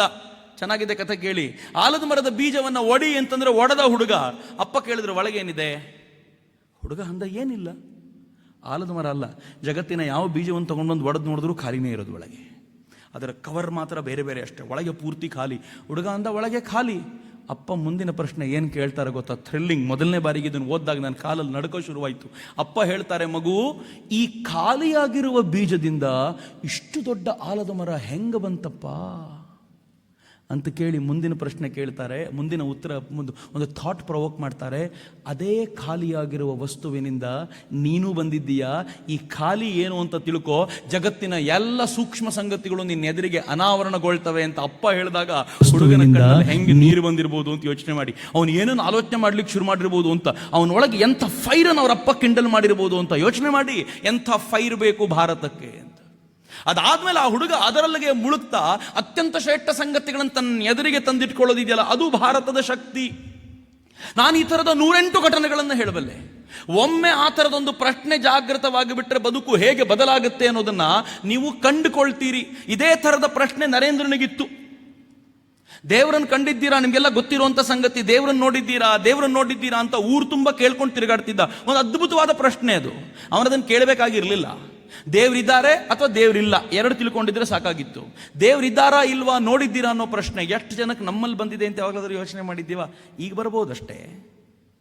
ವಿವೇಕಾನಂದರು ಕೇಳಿದ್ದಾರೆ ಅಂತ ನಾನು ಕೇಳಬೇಕು ಅಂತ ಅನ್ನಿಸ್ಬೋದು. ಆದರೆ ಯಾವಾಗಲಾದರೂ ಯೋಚನೆ ಮಾಡಿ, ಸ್ವಾಮಿ ವಿವೇಕಾನಂದರ ಆ ದೇವರನ್ನು ಪೂಜೆ ಮಾಡುವಾಗ ಆ ಭಕ್ತಿಯಿಂದ, ತುಂಬ ಭಕ್ತಿ ಅವರಿಗೆ. ರಾಮನನ್ನು ಪೂಜೆ ಮಾಡ್ತಿದ್ರು, ಆಮೇಲೆ ಶಿವನ ಕಡೆ ಒಲ್ದ್ರು ಅವರು. ಆ ಶಿವನ ಪೂಜೆ ಮಾಡ್ತಾ ಮಾಡ್ತಾ ಎಷ್ಟು ಭಾವಾವಿಷ್ಟರಾಗ್ತಿದ್ರು ಅಂದರೆ, ಅವ್ರು ಒಂದು ಸಲ ಧ್ಯಾನಕ್ಕೆ ಕೂತ್ರೆ ಮೈ ಮರೆಯುವಂಥ ಧ್ಯಾನ ಆಗ್ತಿತ್ತು ಅವರಿಗೆ. ಪಕ್ಕದಲ್ಲಿ ಹಾವು ಬಂದೋದ್ರೂ ಗೊತ್ತಾಗ್ತಿರಲಿಲ್ಲ ಬಾಲಕ ನರೇಂದ್ರನಿಗೆ. ಆದರೆ ಯೌವನಕ್ಕೆ ಬರೋ ವೇಳೆಗೆ ತನ್ನ ಜೊತೆ ಇದ್ದ ಓರಗೆಯ ಮಿತ್ರರು, ಇಂಗ್ಲಿಷ್ ಕಲ್ತವರು, ವಿಜ್ಞಾನವನ್ನು ಕಲ್ತವರು, ಇವ್ರ ಜೊತೆ ಸೇರ್ತಾ ಬ್ರಹ್ಮ ಸಮಾಜದ ಸಂಪರ್ಕಕ್ಕೆ ಬಂದರೆ ನನಗೆ ಅನುಮಾನ ಬಂತು, ದೇವ್ರ ಪೂಜೆ ಇಷ್ಟು ವರ್ಷ ಮಾಡಿದೆ, ನಿಜವಾಗ್ಲೂ ದೇವ್ರು ಇದ್ದಾರೋ ಇಲ್ವೋ ಅಂತ. ನಮ್ಗೆ ಈ ಪ್ರಶ್ನೆ ಯೋಚಿಸ್ಲಿಕ್ಕೂ ಭಯ. ಯಾಕೆ ಗೊತ್ತಾ? ಎಕ್ಸಾಮ್ನಲ್ಲಿ ದೇವ್ರು ಕಡಿಮೆ ಮಾರ್ಕ್ಸ್ ಕೊಟ್ಬಿಟ್ರೆ ಏನು ಮಾಡೋದು ಅಂತ ಟೆನ್ಷನ್ ನಮಗೆ. ಕೆಲವೊಂದು ಪ್ರಶ್ನೆ ಯೋಚನೆ ಮಾಡಲಿಕ್ಕೂ ಭಯ ಇದೆ ನಮಗೆ. ನಾನು ತುಂಬ ಜನರನ್ನು ನೋಡ್ತಿರ್ತೀನಿ, ಅವರು ಶನಿ ಮಹಾತ್ಮ ಅಂದ ತಕ್ಷಣ ಭಾಳ ಶ್ರದ್ಧೆಯಿಂದ, ಯಾಕೆ ಅಂತಂದರೆ ಶನಿ ಒಂದು ತೊಂದರೆ ಕೊಟ್ಬಿಟ್ರೆ ಅಂತ ಭಕ್ತಿ ಅಲ್ಲ ಅದು ಆ ಭಾವದಿಂದ ನೋಡ್ತಿರ್ತೀವಲ್ಲ. ಆವತ್ತು ನರೇಂದ್ರ ಈ ಪ್ರಶ್ನೆ ಕೇಳಿದ್ದು ಹೆಂಗೆ ಗೊತ್ತೇನು? ಅವನ ಪಕ್ಕಾ ನಾಸ್ತಿಕವಾದಿ ಆಗಿರಲಿಲ್ಲ ಅವನು, ಆದರೆ ಆಗುವ ಹಂತ ಅದು. ಹೋಗಿ ಪ್ರತಿಯೊಬ್ಬರನ್ನು ಕೇಳ್ಕೊಂಡ, ಯಾರೂ ಸಮರ್ಪಕವಾದ ಉತ್ತರ ಕೊಡಲಿಲ್ಲ. ಆದರೆ ಪ್ರಶ್ನೆಯ ಹುಡುಕಾಟ ಮಾತ್ರ ಬಿಡಲಿಲ್ಲ. ಒಂದಂತೂ ಗೊತ್ತಿತ್ತು ಅವನಿಗೆ, ಎಲ್ಲ ಬೂಟಾಟಿಕೆ ಮಾಡೋರೆ, ಯಾರೂ ದೇವ್ರನ್ನ ಕಂಡಿಲ್ಲ, ಬರೀ ದೇವ್ರನ್ನ ಪೂಜೆ ಮಾಡ್ತಿರ್ತಾರೆ, ವೇಸ್ಟ್ ಆಫ್ ಟೈಮ್ ಅಂತ ಅನ್ಸಿದ್ದಿರ್ಬೋದು ಅವನಿಗೆ. ಅವನು ನೇರವಾಗಿ ಹೋಗಿ ನಿಂತ್ಕೊಂಡಿದ್ದು ರಾಮಕೃಷ್ಣ ಪರಮಹಂಸರ ಬಳಿ. ರಾಮಕೃಷ್ಣ ಪರಮಹಂಸರು ಕೊಟ್ಟರಲ್ಲ ಉತ್ತರ. ಅವನಿಗೆ ಏನು ಉತ್ತರ ಕೊಟ್ಟರು? ನಿನ್ನನ್ನು ಹೆಂಗೆ ನೋಡ್ತೀನೋ ಹಾಗೆ ಕಾಳಿಯನ್ನು ನೋಡ್ತೀನಿ ಕಣೋ ಅಂತಂದರೆ, ಈ ಹುಡುಗ ಕೇಳಿದ, ನನಗೆ ತೋರಿಸ್ತೀರಾ? ಏನಂತ ಗೊತ್ತಾ? ನೀನು ಬಂದಿರೋದು ಪ್ರತಿಯೊಬ್ಬನ ಹೃದಯದಲ್ಲೂ ಅಡಗಿರುವಂಥ ಮಹಾಕಾಳಿಯ ದರ್ಶನಕ್ಕೋಸ್ಕರ. ಅದನ್ನು ಮಾಡ್ತೀಯ ನೀನು ಅಂಥೇಳಿ ನನಗೊಂದು ಸ್ಪರ್ಶ ಮಾಡಿ ಅದ್ಭುತವಾದ ಅನುಭವ ಕೊಟ್ಟರಲ್ಲ. ಎಂಥ ಅನುಭವ ಆಗಿದ್ದಿರ್ಬೋದು. ಈ ಅನುಭವದ ಹಿಂದಿದ್ದಿದ್ದು ಒಂದೇ ಒಂದು ಪ್ರಶ್ನೆ, ಉರಿತಾ ಇರುವಂಥ ಬೆಂಕಿ ಅನ್ನೋದನ್ನು ಮರಿಬೇಡಿ ಅಂತ. ಯಾರ ಹೃದಯದೊಳಗೆ ಈ ಥರದೊಂದು ಬೆಂಕಿ ಉರಿತಾ ಇದೆಯಲ್ಲ, ಆ ಬೆಂಕಿ ನಿಮ್ಮನ್ನು ಅತ್ಯದ್ಭುತವಾದ ಕೆಲಸಕ್ಕೆ ಪ್ರೇರೇಪಣೆ ಮಾಡಿಯೇ ಮಾಡುತ್ತೆ. ಈ ಕಾರಣಕ್ಕೆ ಸ್ವಾಮಿ ವಿವೇಕಾನಂದರು ಅಂತಿಮವಾಗಿ ಏನಾಗಬೇಕಾಗಿ ಬಂತು? ಆ ಬೆಂಕಿ ಒಳಗೆ ಹೆಂಗೆ ಕುದಿಲಿಕ್ಕೆ ಶುರುವಾಯಿತು ಅಂತಂದರೆ, ದೇವರ ಹುಡುಕಾಟದಲ್ಲಿ ಶುರುವಾದ ಆ ಕುದಿ ಪ್ರತಿಯೊಬ್ಬನ ಹೃದಯದಲ್ಲೂ ಅಡಗಿರುವ ಭಗವಂತನನ್ನ ಕಾಣುವವರೆಗೂ ನಿಲ್ಲಲಿಲ್ಲ. ಸ್ವಾಮಿ ವಿವೇಕಾನಂದರ ಜೀವನದ ಕೊನೆಯ ಸಂದೇಶ ಅಂತ ನೀವು ಭಾವಿಸೋದಾದರೆ, ಅತ್ಯಂತ ಶ್ರೇಷ್ಠ ಸಂದೇಶ ಅಂತ ಭಾವಿಸೋದಾದರೆ ಏನು ಗೊತ್ತಾ? ಸ್ವಾಮೀಜಿ ಹೇಳ್ತಾರೆ, 40 ವರ್ಷಗಳ ಸಾಧನೆಯ ನಂತರ ಇವತ್ತು ನನಗೆ ಅರ್ಥ ಆಗ್ತಿದೆ, ಭಗವಂತ ಗರ್ಭಗುಡಿಯೊಳಗಿಲ್ಲ, ಭಗವಂತ ಪ್ರತಿಯೊಬ್ಬ ಮಾನವನ ಹೃದಯದಲ್ಲೂ ಅಡಗಿದ್ದಾನೆ. ಯಾರು ಜೀವ ಸೇವೆ ಮಾಡ್ತಾನೋ ಅವನು ಸಾಕ್ಷಾತ್ ಭಗವಂತನ ಸೇವೆ ಮಾಡ್ತಾನೆ ಅಂತ ಸ್ವಾಮಿ ವಿವೇಕಾನಂದರು ಹೇಳಬೇಕಾದ್ರೆ, ಇಡೀ ಜೀವನದ ಸಾರವನ್ನು ತೆಗೆದು ನಮ್ಮ ಎದುರಿಗಿಟ್ರು ಅಂತ. ಶುರುವಾಗಿದ್ದು ಎಲ್ಲಿಂದ? ದೇವರೆಲ್ಲಿದ್ದಾನೆ ಅನ್ನೋ ಒಂದು ಪ್ರಶ್ನೆಯಿಂದ. ಎಂಥ ಬೆಂಕಿ ಇರ್ಬೋದು. ಈ ಬೆಂಕಿ ತಾಕತ್ತು ಹೆಂಗಿತ್ತು ಗೊತ್ತೇನು? ವಿವೇಕಾನಂದನ ಕೂತು ಜಾಗದಲ್ಲಿ ಕೂದಲಿಕ್ಕೆ ಬಿಡ್ತಿರ್ಲಿಲ್ಲ ಅಂತ. ನನಗೆ ವಿವೇಕಾನಂದರ ಜೀವನ ನೋಡಿದ್ರೆ ಕೆಲವೊಂದ್ಸಲ ಭಗವಂತ ಅನಿಸುತ್ತೆ. ಈ ಥರದ ಪ್ರಶ್ನೆಗಳೇನಾದರೂ ನಮಗೆ ಬಂದುಬಿಟ್ರೆ, ಈ ಥರದ ಸವಾಲುಗಳೇನಾದರೂ ನಮಗೆ ಬಂದುಬಿಟ್ರೆ, ನಾವು ಜೀವನವನ್ನು ಹೆಂಗೋ ಎಂಡ್ ಮಾಡ್ಕೊಳ್ತೀವಿ ಅಂತ, ಶತಾಯಗತಾಯ ಎಂಡ್ ಮಾಡ್ಕೋತೀವಿ ಅಂತ. ಸಾಧ್ಯನೇ ಇಲ್ಲ ಫೈಟ್ ಮಾಡೋದು. ವಿವೇಕಾನಂದರ ಫೈಟಿಂಗ್ ಹೆಂಗಿದೆ ಗೊತ್ತಾ?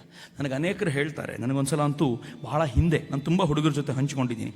ನಂಗೆ ಕೆಲವರು ಫೋನ್ ಮಾಡ್ತಾರೆ, ಸರ್ ಸಾಯಬೇಕು ಅಂತಿದ್ದೀನಿ ಸರ್.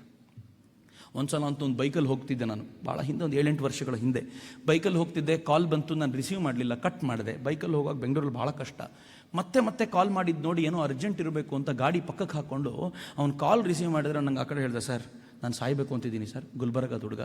ನಾನು ಹೇಳಿದೆ ವೆರಿ ಗುಡ್, ಸತ್ತೋಗ್ಬಿಡಪ್ಪ ಅಂತೇಳಿ ಫೋನ್ ಕಟ್ ಮಾಡೋದು. ಫೋನ್ ಕಟ್ ಮಾಡಿ ಜೇಬಲ್ಲಿ ಹಾಕ್ಕೊಂಡೆ. ನಂಗೆ ಗೊತ್ತಿತ್ತು ಅವ್ನು ಮತ್ತೆ ವಾಪಸ್ ಮಾಡ್ತಾನೆ ಅಂತ. ಮತ್ತೆ ವಾಪಸ್ ಫೋನ್ ಮಾಡಿ ಹೇಳ್ತಾನೆ ಗೊತ್ತಾ, ಏನು ಸರ್ ಸಾಯಬೇಕು ಅಂದ್ಕೊಂಡ್ರೆ ಸತ್ತೋಗು ಅಂತಿರಲ್ಲ. ನಾನು ಹೇಳಿದೆ ಇಲ್ಲ ಕಣೊಂದು ಒಳ್ಳೆ ಐಡಿಯಾ ಇದೆ, ಅಮೆರಿಕಾದಲ್ಲಿ ರೀಸೆಂಟಾಗಿ ಒಂದು ಬುಕ್ ರಿಲೀಸ್ ಆಗಿದೆ, 108 ದಾರಿಯಲ್ಲಿ ಸಾಯೋದು ಹೆಂಗೆ ಅಂತ ಇದೆ, ಆ ಪುಸ್ತಕ ತರಿಸ್ಕೊ, ಒಂದಲ್ಲ ಒಂದು ಯೂಸ್ ಆಗುತ್ತೆ ನಿನಗೆ ಅಂತ. ಅವನಿಗೆ ಹೆಂಗೆ ಆಗ್ಬಿಡ್ತು ಅಂದರೆ ಏನು ಹಿಂಗಂತಿರಲ್ಲ ಸರ್ ಅಂತ. ನಾನು ಹೇಳಿದೆ ನಿನಗೆ ಸಾಯೋ ಧೈರ್ಯ ಇದ್ದಿದ್ರೆ ಫೋನ್ ಮಾಡ್ತಿರಲ್ಲ ನೀನು ಅಂತ. ಆಮೇಲೆ ನಾನು ಸುಮ್ಮನೆ ಹೇಳಿದೆ, ಸ್ವಾಮೀಜಿಯವ್ರದೆಲ್ಲ ಕ್ಷಮೆ ಕೇಳಿ, ನಾನು ಹೇಳಿದ್ದೇನು ಹೇಳ್ತೀನಿ, ಯಾವುದೋ ಒಂದು ಹುಡುಗಿ ನಿನ್ನನ್ನು ಇಷ್ಟಪಡಲಿಲ್ಲ ಅಂತ ಒಂದೇ ಒಂದು ಕಾರಣಕ್ಕೆ ಸಾಯ್ಲಿಕ್ಕೆ ಹೊರಟಿದ್ಯಲ್ಲ ಅಂದರೆ ನಿಮ್ಗೆ ಹೆಂಗೆ ಗೊತ್ತಾಯ್ತು ಸರ್ ಇದು ಅಂತ. ನಾನಂದ ಈ ದೇಶದ 90% ಹುಡುಗರು ನಾನೇನು ಇಂಗ್ಲೀಷಲ್ಲಿ ಫೇಲ್ ಆದೇನು ಸಾಯಕ್ಕೆ ಹೋಗ್ತಾರ? ಈ ದೇಶದ 90% ಹುಡುಗರು ನಾನೇನಾದರೂ ಅದ್ಭುತವಾದನ್ನು ಸಾಧಿಸ್ಲಿಕ್ಕೆ ಆಗಿಲ್ಲ ಲೈಫ್ನಲ್ಲಿ, ಅದಕ್ಕೆ ಸಾಯಬೇಕು ಅಂತ ಸಾಯ್ತಾರ. ಇದೇ ರೀಸನ್ ಇರುತ್ತೆ, ನನಗೆ ಗೊತ್ತು, ನೀನು ಅದರಲ್ಲಿ ಒಬ್ಬ. ನಿಮ್ಮ ಅಮ್ಮ ನಿನ್ನನ್ನು ಇಷ್ಟು ವರ್ಷ ನೋಡಿಕೊಂಡ್ಲು ಪ್ರೀತಿಯಿಂದ.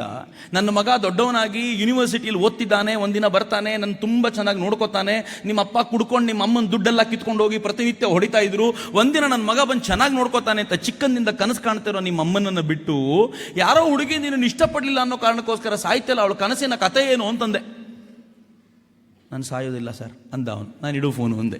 ಒಂದು 15 ದಿನ ಆದಮೇಲೆ ಫೋನ್ ಮಾಡ್ದ ಹುಡುಗ, ಭಾಳ ಖುಷಿ ಆಯ್ತು ನನಗೆ. 15 ದಿನ ಆದಮೇಲೆ ಫೋನ್ ಮಾಡಿ, ಹಳ್ಳಿಗೆ ಬಂದಿದ್ದೀನಿ ಸರ್, ನಮ್ಮ ಅಮ್ಮನ ಒಂದ್ಸಲ ಮಾತಾಡ್ಸ್ಕೊಂಡು ಹೋಗಬೇಕು ಅನ್ನಿಸ್ತು, ನೀವು ಹೇಳಿದ್ದು ನಿಜ ಸರ್, ಬದುಕಬೇಕು ಅಂತ ಅನಿಸುತ್ತೆ ಅಂತ. ಮಿತ್ರರೇ, ಬದುಕಬೇಕಾದ್ರೂ ಕೂಡ ಒಂದು ಛಾತಿ ಬೇಕು ಅಂತ. ಬದುಕಬೇಕಾದ್ರೆ ಛಾತಿ, ಎಲ್ಲರಂತೆ ಬದುಕೋದಕ್ಕೆ ಛಾತಿ ಬೇಕಾಗಿಲ್ಲ, ತನ್ನ ಪಾಡಿಗೆ ತಾನು ನಡ್ಕೊಂಡು ಹೋಗ್ತಿರುತ್ತೆ. ಅದು ನಾವು ಬಕೆಟ್ ಹಿಡಿಯೋ ಲೈಫು ಅಂತ ಕರಿತೀವಿ. ಎಲ್ರಿಗೂ ಬಕೆಟ್ ಹಿಡ್ಕೊಳ್ತಾ ಇರೋದು, ಜೀವನ ಹೆಂಗೋ ನಡೆಯುತ್ತೆ. ಆದರೆ ಎದುರಿಸಿ ನಿಲ್ಲಲಿಕ್ಕೆ ಒಂದು ಛಾತಿ ಬೇಕಲ್ಲ, ಆ ಛಾತಿ ಬೇಕು ಅಂದರೆ ಒಳಗೊಂದು ಬೆಂಕಿ ಇರಬೇಕು, ಇಲ್ಲದೆ ಹೋದ್ರೆ ಆಗಲ್ಲ ಅಂತ. ಯಾವಾಗ ಬೆಂಕಿ ಉರಿತಾ ಇರುತ್ತೋ ಒಂದು ಛಾತಿ ಹುಟ್ಟಿಸುತ್ತೆ. ವಿವೇಕಾನಂದರೊಳಗೊಂದು ಬೆಂಕಿ ಹುಟ್ಟಿತ್ತಲ್ಲ, ಪ್ರತಿಯೊಬ್ಬರ ಹೃದಯದಲ್ಲೂ ಅಡಗಿರುವ ಭಗವಂತನನ್ನು ಹುಡುಕಬೇಕು ಅಂತ. ಹೆಂಗಿತ್ತು ಅಂದರೆ, ರಾಮಕೃಷ್ಣನ ಜೊತೆ 6 ವರ್ಷಗಳ ಕಾಲ ಆತ ಪೂರ್ಣ ಪ್ರಮಾಣದಲ್ಲಿ ಅವ್ರ ಜೊತೆ ಕಾಲ ಕಳೆದ. ಭಗವಂತ ಸುಮ್ಮನಿರಲಿಲ್ಲ. ಎಷ್ಟು ಕಷ್ಟ ಕೊಟ್ಟ ನರೇಂದ್ರನಿಗೆ ಅಂತ. ಆ ಜಾಗದಲ್ಲಿ ನಾನು ನೀವು ಇದ್ದಿದ್ದರೆ ವಿವೇಕಾನಂದರ ಥರ ಆಗ್ಲಿಕ್ಕೆ ಸಾಧ್ಯವೇ ಇರಲಿಲ್ಲ ಅಂತ. ಅದು ವಿವೇಕಾನಂದರ ಅಪರೂಪದ ಶಕ್ತಿ. ಅದಕ್ಕೋಸ್ಕರ ರಾಮಕೃಷ್ಣನಂತ ಗುರುಗಳು ಸಿಗ್ಲಿಕ್ಕೆ ಸಾಧ್ಯ ಅವರಿಗೆ. ವಿವೇಕಾನಂದರು ರಾಮಕೃಷ್ಣನ ಹತ್ರ ಬಂದು ಆನಂದದ ಲೋಕದಲ್ಲಿ ವಿಹರಿಸಬೇಕಾದ್ರೆ ಭಗವಂತ ಅನ್ಕೊಂಡ ತುಂಬ ಆನಂದ ಇದೆಯಾ, ಮಾಡ್ತೀನಿರು ಅಂತ ಅವ್ರ ತಂದೆ ದೈವಾಧೀನರಾಗೋ ಥರ ಮಾಡಿದರು. ವಿವೇಕಾನಂದರು ತಮ್ಮ ತಂದೆನ ಕಳ್ಕೊಂಡು ವಿವೇಕಾನಂದರು ದುಃಖಿತರಾಗಿರುವಾಗ ಯಾವ ಥರದ ಬಡತನ ಅಂತಂದರೆ, ಅವರ ಅಪ್ಪ ಇರೋವರೆಗೂ ಬಡತನ ಸೋಂಕ್ಲಿಕ್ಕೂ ಬಿಟ್ಟಿರಲಿಲ್ಲ ಫ್ಯಾಮಿಲಿಯನ್ನ. ವಿವೇಕಾನಂದರು ತಂದೆನ ಕಳ್ಕೊಂಡ ತಕ್ಷಣ ಏಕಾಏಕಿ ಬಡತನ ಹೇಗೆ ಬಂತು? ವಿವೇಕಾನಂದರು, ಯಾವ ವಿವೇಕಾನಂದರನ್ನ ಇವತ್ತು ಫೋಟೋ ಇಟ್ಕೊಂಡು ಎದುರುಗಡೆ ಕೂತ್ಕೊಳ್ತೀವಲ್ಲ, ಈ ಪುಣ್ಯಾತ್ಮ ತನ್ನ ಸರ್ಟಿಫಿಕೇಟ್ ಇಟ್ಕೊಂಡು ಕೆಲಸ ಕೊಡ್ತೀರಾ ಅಂತ ಕೇಳ್ಕೊಂಡು ತಿರ್ಗಾಡು. ಕೆಲಸ ಸಿಕ್ತು ಈಶ್ವರಚಂದ್ರ ವಿದ್ಯಾಸಾಗರ ಶಾಲೆಯಲ್ಲಿ ತುಂಬ ಒಳ್ಳೆ ಟೀಚರ್ ಅಂತ ಹೆಸರುವಾಸಿಯಾಗೋ ವೇಳೆಗೆ ಈಶ್ವರಚಂದ್ರ ವಿದ್ಯಾಸಾಗರ ಅಳಿಯನಿಗೂ ವಿವೇಕಾನಂದರು ತಿಕ್ಕಾಟ ಬಂತು. ಹೆಸರು ಯಾರಾದರೂ ಮಾಡ್ತಿದ್ರೆ ಇನ್ನೊಬ್ಬರಿಗೆ ಹೊಟ್ಟೆ ಉರಿಯಲ್ಲ, ಅದು ಹೊಟ್ಟೆ ಉರಿ ಶುರುವಾಗ್ಬಿಡ್ತು. ವಿವೇಕಾನಂದರು ಅಲ್ಲೂ ಬಿಟ್ಟು ಬರಬೇಕಾಯ್ತು. ಎಂಥ ಕಷ್ಟ ಇತ್ತು ಗೊತ್ತಾ ಮಿತ್ರರೇ. ಸ್ವಾಮೀಜಿ ಅವರ ಬಗ್ಗೆ ಹೇಳ್ಕೊಳ್ತಾರೆ. ಒಂದ್ಸಲ ನಾನು ಮನೆಗೆ ಬಂದಾಗ ಎಷ್ಟೋ ಸಲ ನಮ್ಮ ಮನೆಯಲ್ಲಿ ಅವರೆಲ್ಲರಿಗೂ ಸಾಕಾಗುವಷ್ಟು ಅಡುಗೆ ಇರ್ತಿತ್ತು, ಗಂಜಿ ಥರದ್ದು ಏನೋ ಮಾಡ್ಕೊಂಡಿರ್ತಿದ್ರು. ಸ್ವಾಮೀಜಿ ಬರೋರಂತೆ, ನಾನೊಬ್ಬ ಇದರಲ್ಲಿ ಊಟ ಮಾಡಿದರೆ ಇವರೆಲ್ಲರಿಗೂ ಕಡಿಮೆ ಆಗುತ್ತಲ್ಲ ಅಂತ ಮನೇಲಿ ಅಮ್ಮಂಗೆ ಹೇಳೋರಂತೆ, ಅಮ್ಮ ನಂದು ಊಟ ಮಾಡ್ಕೊಂಡು ಬಂದಿದ್ದೀನಿ ಫ್ರೆಂಡ್ಸ್ ಮನೆಯಲ್ಲಿ, ನೀವೆಲ್ಲ ಊಟ ಮಾಡ್ಕೊಳ್ಳಿ ಅಂತ ನೀರು ಕುಡಿದು ಚಾರ್ಪಾಯಿ ಮೇಲೆ ಮಲ್ಕೊಂಡ್ಬಿಡೋರಂತೆ. ಇದು ಸ್ವಾಮೀಜಿಯವರ ಬದುಕು ಇನ್ನು ನರೇಂದ್ರ ಇದ್ದಾಗ. ಹೀಗಾಗಿ ರಾಮಕೃಷ್ಣರ ಬಳಿಗೆ ಹೋಗಿ ಕೇಳ್ಕೊಳ್ತಾನೆ, ನನ್ನ ಮನೇಲಿ ಇಷ್ಟೊಂದು ಕಾಟ ಇದೆ, ಇಷ್ಟೊಂದು ಸಮಸ್ಯೆ ಇದೆ, ನೀವು ಕಾಳಿ ಸಿಗ್ತಾ ಇರ್ತಾಳೆ ಪದೇ ಪದೇ ನಿಮಗೆ, ನನ್ನ ಮನೆ ಉದ್ಧಾರ ಮಾಡಿ ಅಂತ ಕೇಳ್ಕೊಳಕ್ಕಾಗಲ್ವ ನಿಮಗೆ? ರಾಮಕೃಷ್ಣರು ಹೇಳಿದರು, ತುಂಬ ಕಷ್ಟದಲ್ಲಿದ್ದೀಯಾ, ನಿನ್ನ ಬಗ್ಗೆ ನಾನು ಯಾಕೆ ಕೇಳ್ಕೊಳ್ಳಿ? ರಾಮಕೃಷ್ಣರು ಕಡಿಮೆ ಮನುಷ್ಯರಲ್ಲ, ನಿಮ್ಮ ಬಗ್ಗೆ ನಾನು ಯಾಕೆ ಕೇಳ್ಕೊಳ್ಳಿ? ಹೋಗಿ ಕೇಳ್ಕೊ, ನೀನೇ ಕಾಳಿ ಹತ್ರ ಹೋಗಿ ಕೇಳ್ಕೊ ಅಂದರೆ, ನರೇಂದ್ರನ ಜಾಗದಲ್ಲಿ ನಾನು ನೀವು ಇದ್ದಿದ್ದರೆ, ಅಮ್ಮ ನಮ್ಮ ಮನೆ ಪ್ರಾಬ್ಲಮ್ ಎಲ್ಲ ಸಾಲ್ವ್ ಮಾಡು, ಒಂದು ಚಿನ್ನದ ಕೊಪ್ಪರಿಗೆ ಕೊಡು, 1-2 ಮೊಬೈಲ್ ಕೊಡು, ಹಿಂಗೆ ಕೇಳ್ತಿದ್ವೇನೋ. ಕಾಳಿ ಸಿಗ್ತಾಳಲ್ಲ ಎದುರಿಗೆ ಅಂತ, ಒಂದು ಸ್ಮಾರ್ಟ್ಫೋನ್ ಸಿಕ್ಕಿದ್ರೆ ಚೆನ್ನಾಗಿರ್ತಿತ್ತೇನೋ, ಎಲ್ಲ ಕಲ್ಪನೆಗಳು ಹಿಂಗೆ ಅಂತ. ಆದರೆ ವಿವೇಕಾನಂದರು ಕಾಳಿಯ ಭವ್ಯ ರೂಪ ನೋಡಿ, ಆ ದೇವರ ದೇವಸ್ಥಾನದ ಒಳಗೆ ಎಂಟ್ರಿ ಆಗ ಭವ್ಯ ರೂಪ ನೋಡಿದ ತಕ್ಷಣ ಕೇಳ್ಕೊಳ್ತಾರೆ, ಅಮ್ಮ ನನಗೆ ಜ್ಞಾನ ಭಕ್ತಿ ವೈರಾಗ್ಯ ಕೊಡು, ಇನ್ನೇನು ಬೇಡ ಅಂತ ಎದ್ದು ಬಂದರು. 2ನೇ ಬಾರಿ ಮತ್ತೆ ಕಳಿಸ್ಕೊಟ್ರು ರಾಮಕೃಷ್ಣರು, ಮತ್ತೆ ಅದನ್ನೇ ಕೇಳ್ಕೊಂಡು ಬಂದರು. 3ನೇ ಬಾರಿ ಮತ್ತೆ ಹೋದರು. 3ನೇ ಬಾರಿ ಮತ್ತೆ ಅದನ್ನೇ ಕೇಳ್ಕೊಂಡು ಬಂದಾಗ ರಾಮಕೃಷ್ಣರು ಹೇಳ್ತಾರೆ, ನೀನು ಲೌಕಿಕ ಭೋಗ ಕೇಳಲಿಕ್ಕೆ ಬಂದವನು ಅಲ್ವೇ ಅಲ್ಲ ಕಣೋ. ನೀನು ಭಗವಂತನ ಪ್ರೀತಿಯ ಪುತ್ರ. ಇದು ನಿನ್ನ ಹತ್ರ ಕೇಳ್ಕೊಳ್ಳಿಕ್ಕಾಗಲ್ಲ. ಅದಕ್ಕೆ ಏನು ಬೇಕೋ ವ್ಯವಸ್ಥೆ ಕಾಳಿ ಮಾಡ್ಕೊಳ್ತಾಳೆ. ಯಾಕೆ ತಲೆ ಕೆಡ್ಸ್ಕೊಳ್ತೀಯ, ಹೋಗು ಅಂತ ಕಳಿಸಿಕೊಟ್ರು. ಅದರ ಮ್ಯಾಜಿಕ್ ಏನು ಗೊತ್ತೇನು? ಇದೇ ನರೇಂದ್ರ ತನ್ನ ಮನೆಯ ಸಂಕಟ ಇದೆ ಅಂತ ಹೇಳ್ಕೊಂಡು ಬಂದವನು ಕೆಲವು ತಿಂಗಳ ನಂತರ ರಾಮಕೃಷ್ಣರ ಬಳಿ ಬಂದು ನಿಂತ್ಕೊಂಡ. ಅವನ ಮುಖ ಮ್ಲಾನವದನವಾಗಿತ್ತು. ಅವನಿಗೆ ಎಷ್ಟು ಬೇಸರವಾಗಿತ್ತು ಅಂತಂದ್ರೆ ರಾಮಕೃಷ್ಣ ಕೇಳ್ತಾರೆ, ಯಾಕೆ ಬೇಸರದಲ್ಲಿದ್ದೀಯಾ? ನರೇಂದ್ರ ಹೇಳ್ತಾನೆ, ಗುರುಗಳೇ, ಬಹಳ ಸಂಕಟದಲ್ಲಿದ್ದೀನಿ ನಾನು. ಯಾಕೆ ಅಂದ್ರೆ ಬಂಗಾಳಕ್ಕೆ ಕ್ಷಾಮ ಬಂದಿದೆ, ಜನ ಹಸಿವಿನಿಂದ ತತ್ತರಿಸ್ತಾ ಇದ್ದಾರೆ, ಒಂದು ಹೊತ್ತಿನ ಊಟಕ್ಕೆ ಗತಿ ಇಲ್ಲ, ಹೆಣ್ಮಕ್ಕಳ ಮೈ ಮೇಲೆ ಬಟ್ಟೆ ಇಲ್ಲ, ಜಾನುವಾರುಗಳು ಸಾಯ್ತಾ ಇವೆ, ನೋಡ್ಲಿಕ್ಕೆ ಆಗ್ತಾ ಇಲ್ಲ. ನೀವು ನಿಮ್ ಕಾಳಿಯನ್ನು ಕೇಳ್ಕೊಳ್ಬಾರ್ದ ಬಂಗಾಳಕ್ಕೆ ಒಳ್ಳೇದು ಮಾಡು ಅಂತ? ನರೇಂದ್ರನ ಒಳಗಿನ ಬೆಂಕಿ ಉರಿತಾ ಇತ್ತು. ಆ ಉರಿಯ ಬೆಂಕಿ ರಾಮಕೃಷ್ಣರಿಗೆ ತಾಕಿದ್ರೆ ರಾಮಕೃಷ್ಣರು ಸಂಕಟ ಪಡಬೇಕಿದ್ದಲ್ಲ, ಖುಷಿಯಿಂದ ಚಪ್ಪಾಳೆ ತಟ್ಟಿದ್ರು. ಶಬಾಷ್ ನರೇಂದ್ರ. ನರೇಂದ್ರ ಅಂತಾನೆ, ನಾನು ಬೇಜಾರಿಂದ ಹೇಳ್ತಿದ್ರೆ ಚಪ್ಪಾಳೆ ತಟ್ತಿದ್ದೀರಲ್ಲ. ಅವ್ರೇನಂದ್ರೆ ಗೊತ್ತಾ, ಕೆಲವೇ ತಿಂಗಳ ಹಿಂದೆ ನನ್ನ ಮನೆ ಪ್ರಾಬ್ಲಮ್ ಸಾಲ್ವ್ ಮಾಡುವಂತ ಬಂದಿದ್ದೆ, ಈಗ ಬಂಗಾಳದ ಪ್ರಾಬ್ಲಮ್ ಸಾಲ್ವ್ ಮಾಡುವಂತ ಬಂದಿದ್ಯಾ, ಇನ್ ಸ್ವಲ್ಪ ದಿನ ದೇಶದ ಪ್ರಾಬ್ಲಮ್ನ ಬಗ್ಗೆ ತಲೆ ಕೆಡಿಸ್ಕೊಳ್ತೀಯ ನೀನು, ಆಮೇಲೆ ಜಗತ್ತಿನ ಸಮಸ್ಯೆ ಬಗ್ಗೆ ಆಲೋಚನೆ ಮಾಡ್ತೀಯ, ವಿಸ್ತಾರಗೊಳ್ತಾ ಇದೆಯಾ ನೀನು ಅಂತ. ಹೇಗಿರ್ಬೋದು ಕಲ್ಪನೆ, ಯೋಚನೆ ಮಾಡಿ. ಆ ಬೆಂಕಿ ಏನ್ ಮಾಡುತ್ತೆ ಅಂತ ರಾಮಕೃಷ್ಣರು ಗುರುತಿಸಿದ್ರು. ಆ ಬೆಂಕಿ ಹೇಗಿದ್ದಿರಬಹುದು ಅಂತ. ಮಿತ್ರ, ಈ ಕಾರಣಕ್ಕೋಸ್ಕರ ವಿವೇಕಾನಂದರು ಆ ಬೆಂಕಿಯನ್ನು ಸ್ಯಾಟಿಸ್ಫೈ ಮಾಡ್ಕೊಳ್ಳಿಕ್ಕೋಸ್ಕರ, ಉಳಿಸ್ಕೊಳ್ಳಿಕ್ಕೋಸ್ಕರ ವಿದೇಶಕ್ಕೆ ಹೋಗ್ಬೇಕಾಗಿ ಬಂತಲ್ಲ. ಸ್ವಾಮಿ ವಿವೇಕಾನಂದರು ಅಮೆರಿಕಾದಲ್ಲಿ ನಿಂತು ಆ ಅದ್ಭುತವಾದ ಭಾಷಣ ಮಾಡಬೇಕಾದಾಗ ನನಗೀಗಲೂ ಕೂಡ ಆಶ್ಚರ್ಯ ಅನಿಸುತ್ತೆ. ವಿವೇಕಾನಂದರ ಭಾಷಣಕ್ಕೆ ಸಿಸ್ಟರ್ಸ್ ಆ್ಯಂಡ್ ಬ್ರದರ್ಸ್ ಆಫ್ ನಿವೇದಿತ್ ಅಮೆರಿಕಾ ಅಂತ ಹೇಳಬೇಕಾದಾಗ ಇಷ್ಟು ದೊಡ್ಡ ಸಮಾರಂಭ, 6-7 ಸಾವಿರ ಜನ ಸೇರಿದ ಆ ಸಭೆಯಲ್ಲಿ ದೊಡ್ಡ ಕ್ಲಾಪ್ಸ್, ಕರತಾಡನ ಹೇಗೆ ಬಂತು ಅಂತಂದರೆ ವಿವೇಕಾನಂದರು ಒಂದ್ಸಲ ಗಾಬರಿಯ ಕೈ ಹೀಗೆ ತೋರಿಸಿರಬೇಕು, ಎದುರುಗಡೆ ಬಂದವರು ನಿಲ್ಲಿಸಿ ಮುಂದೆ ಏನಾದರೂ ಮಾತಾಡಲಿ ಅಂತ ಹೇಳಿರಬೇಕು ಅಂತ. ಮಾತಾಡೇ ಇರಲಿಲ್ಲ ಸ್ವಾಮೀಜಿ. ಇನ್ನು ಅದಾಗಲೇ ಅಕ್ಸೆಪ್ಟ್ ಆಗೋಗಿದ್ರು ಅವರು. ಯಾಕೆ ಅಕ್ಸೆಪ್ಟ್ ಆಗಿದ್ರು ಗೊತ್ತೇನು? ವಿವೇಕಾನಂದರ ಒಳಗೆ ಉರಿತಾ ಇದ್ದ ಬೆಂಕಿ ಹೆಂಗಿತ್ತು ಅಂತಂದರೆ ಅದು ಅಮೇರಿಕಾನ್ ಪೂರ್ತಿ ಪ್ರಮಾಣದಲ್ಲಿ ಆವರಿಸಲಿಕ್ಕೆ ಅಂತಾನೇ ಬಂದಿತ್ತು ಅಂತ. ಯಾವಾಗ ಇದು ಉರಿಯುತ್ತಲ್ಲ ಅದು ಆವರಿಸ್ಕೊಳ್ಳುತ್ತೆ. ನನಗಿದು ಯಾವಾಗ ಗೊತ್ತಾಯಿತು ಅಂತಂದರೆ, ನಾನು ಶಿವರಾಮ್ ಕಾರಂತರ ಬಳಿ ಹೋಗಿ ಕೂತಿದ್ದೆ. ಶಿವರಾಮ್ ಕಾರಂತರ ಕೊನೆಯ ದಿನಗಳು, ಅವ್ರಿಗೆ ಇನ್ನೂ ಹೆಲ್ತ್ ಹಾಳಾಗಿರಲಿಲ್ಲ. ಆದರೆ ನಮಗೆ ಸಿಕ್ಕಂಥ ಅಪರೂಪದ ಅವಕಾಶ. ನಾನು ಆಗ್ತಾನೆ ಕವನ ಬರೆಯುವಂಥ 4 ಸಲ ಪ್ರಾಸಬದ್ಧ ಕವನ ನಾವೆಲ್ಲ ಬರಿತೀವಲ್ಲ, ಹಂಗೆ ಬರೆಯುವಂಥ ಹುಚ್ಚತ್ಕೊಂಡಿತ್ತು. ನಾನು ತುಂಬ ದೊಡ್ಡ ಲೇಖಕ, ಸಾಹಿತಿ ಅನ್ನುವಂಥ ಏನೋ ವಿಚಿತ್ರವಾದ ಬಯಕೆಯೊಂದಿಗೆ ಅವ್ರ ಹತ್ರ ಹೋಗಿದ್ದೆ. ಎಲ್ಲ ಮಾತಾಡಿದ ನಂತರ ಶಿವರಾಮ್ ಕಾರಂತನ ಕೊನೆಯಲ್ಲಿ ಕೇಳಿದೆ, ಇದೆಲ್ಲರೂ ಕೇಳ್ಕೋಬೇಕು, ಶಿವರಾಮ್ ಕಾರಂತರ ಏನು ಅದ್ಭುತವಾದ ವ್ಯಕ್ತಿ ಅಂತ. ಈ ಒಂದು ಪ್ರಶ್ನೆ, ಒಂದು ಉತ್ತರ ಸಾಕು.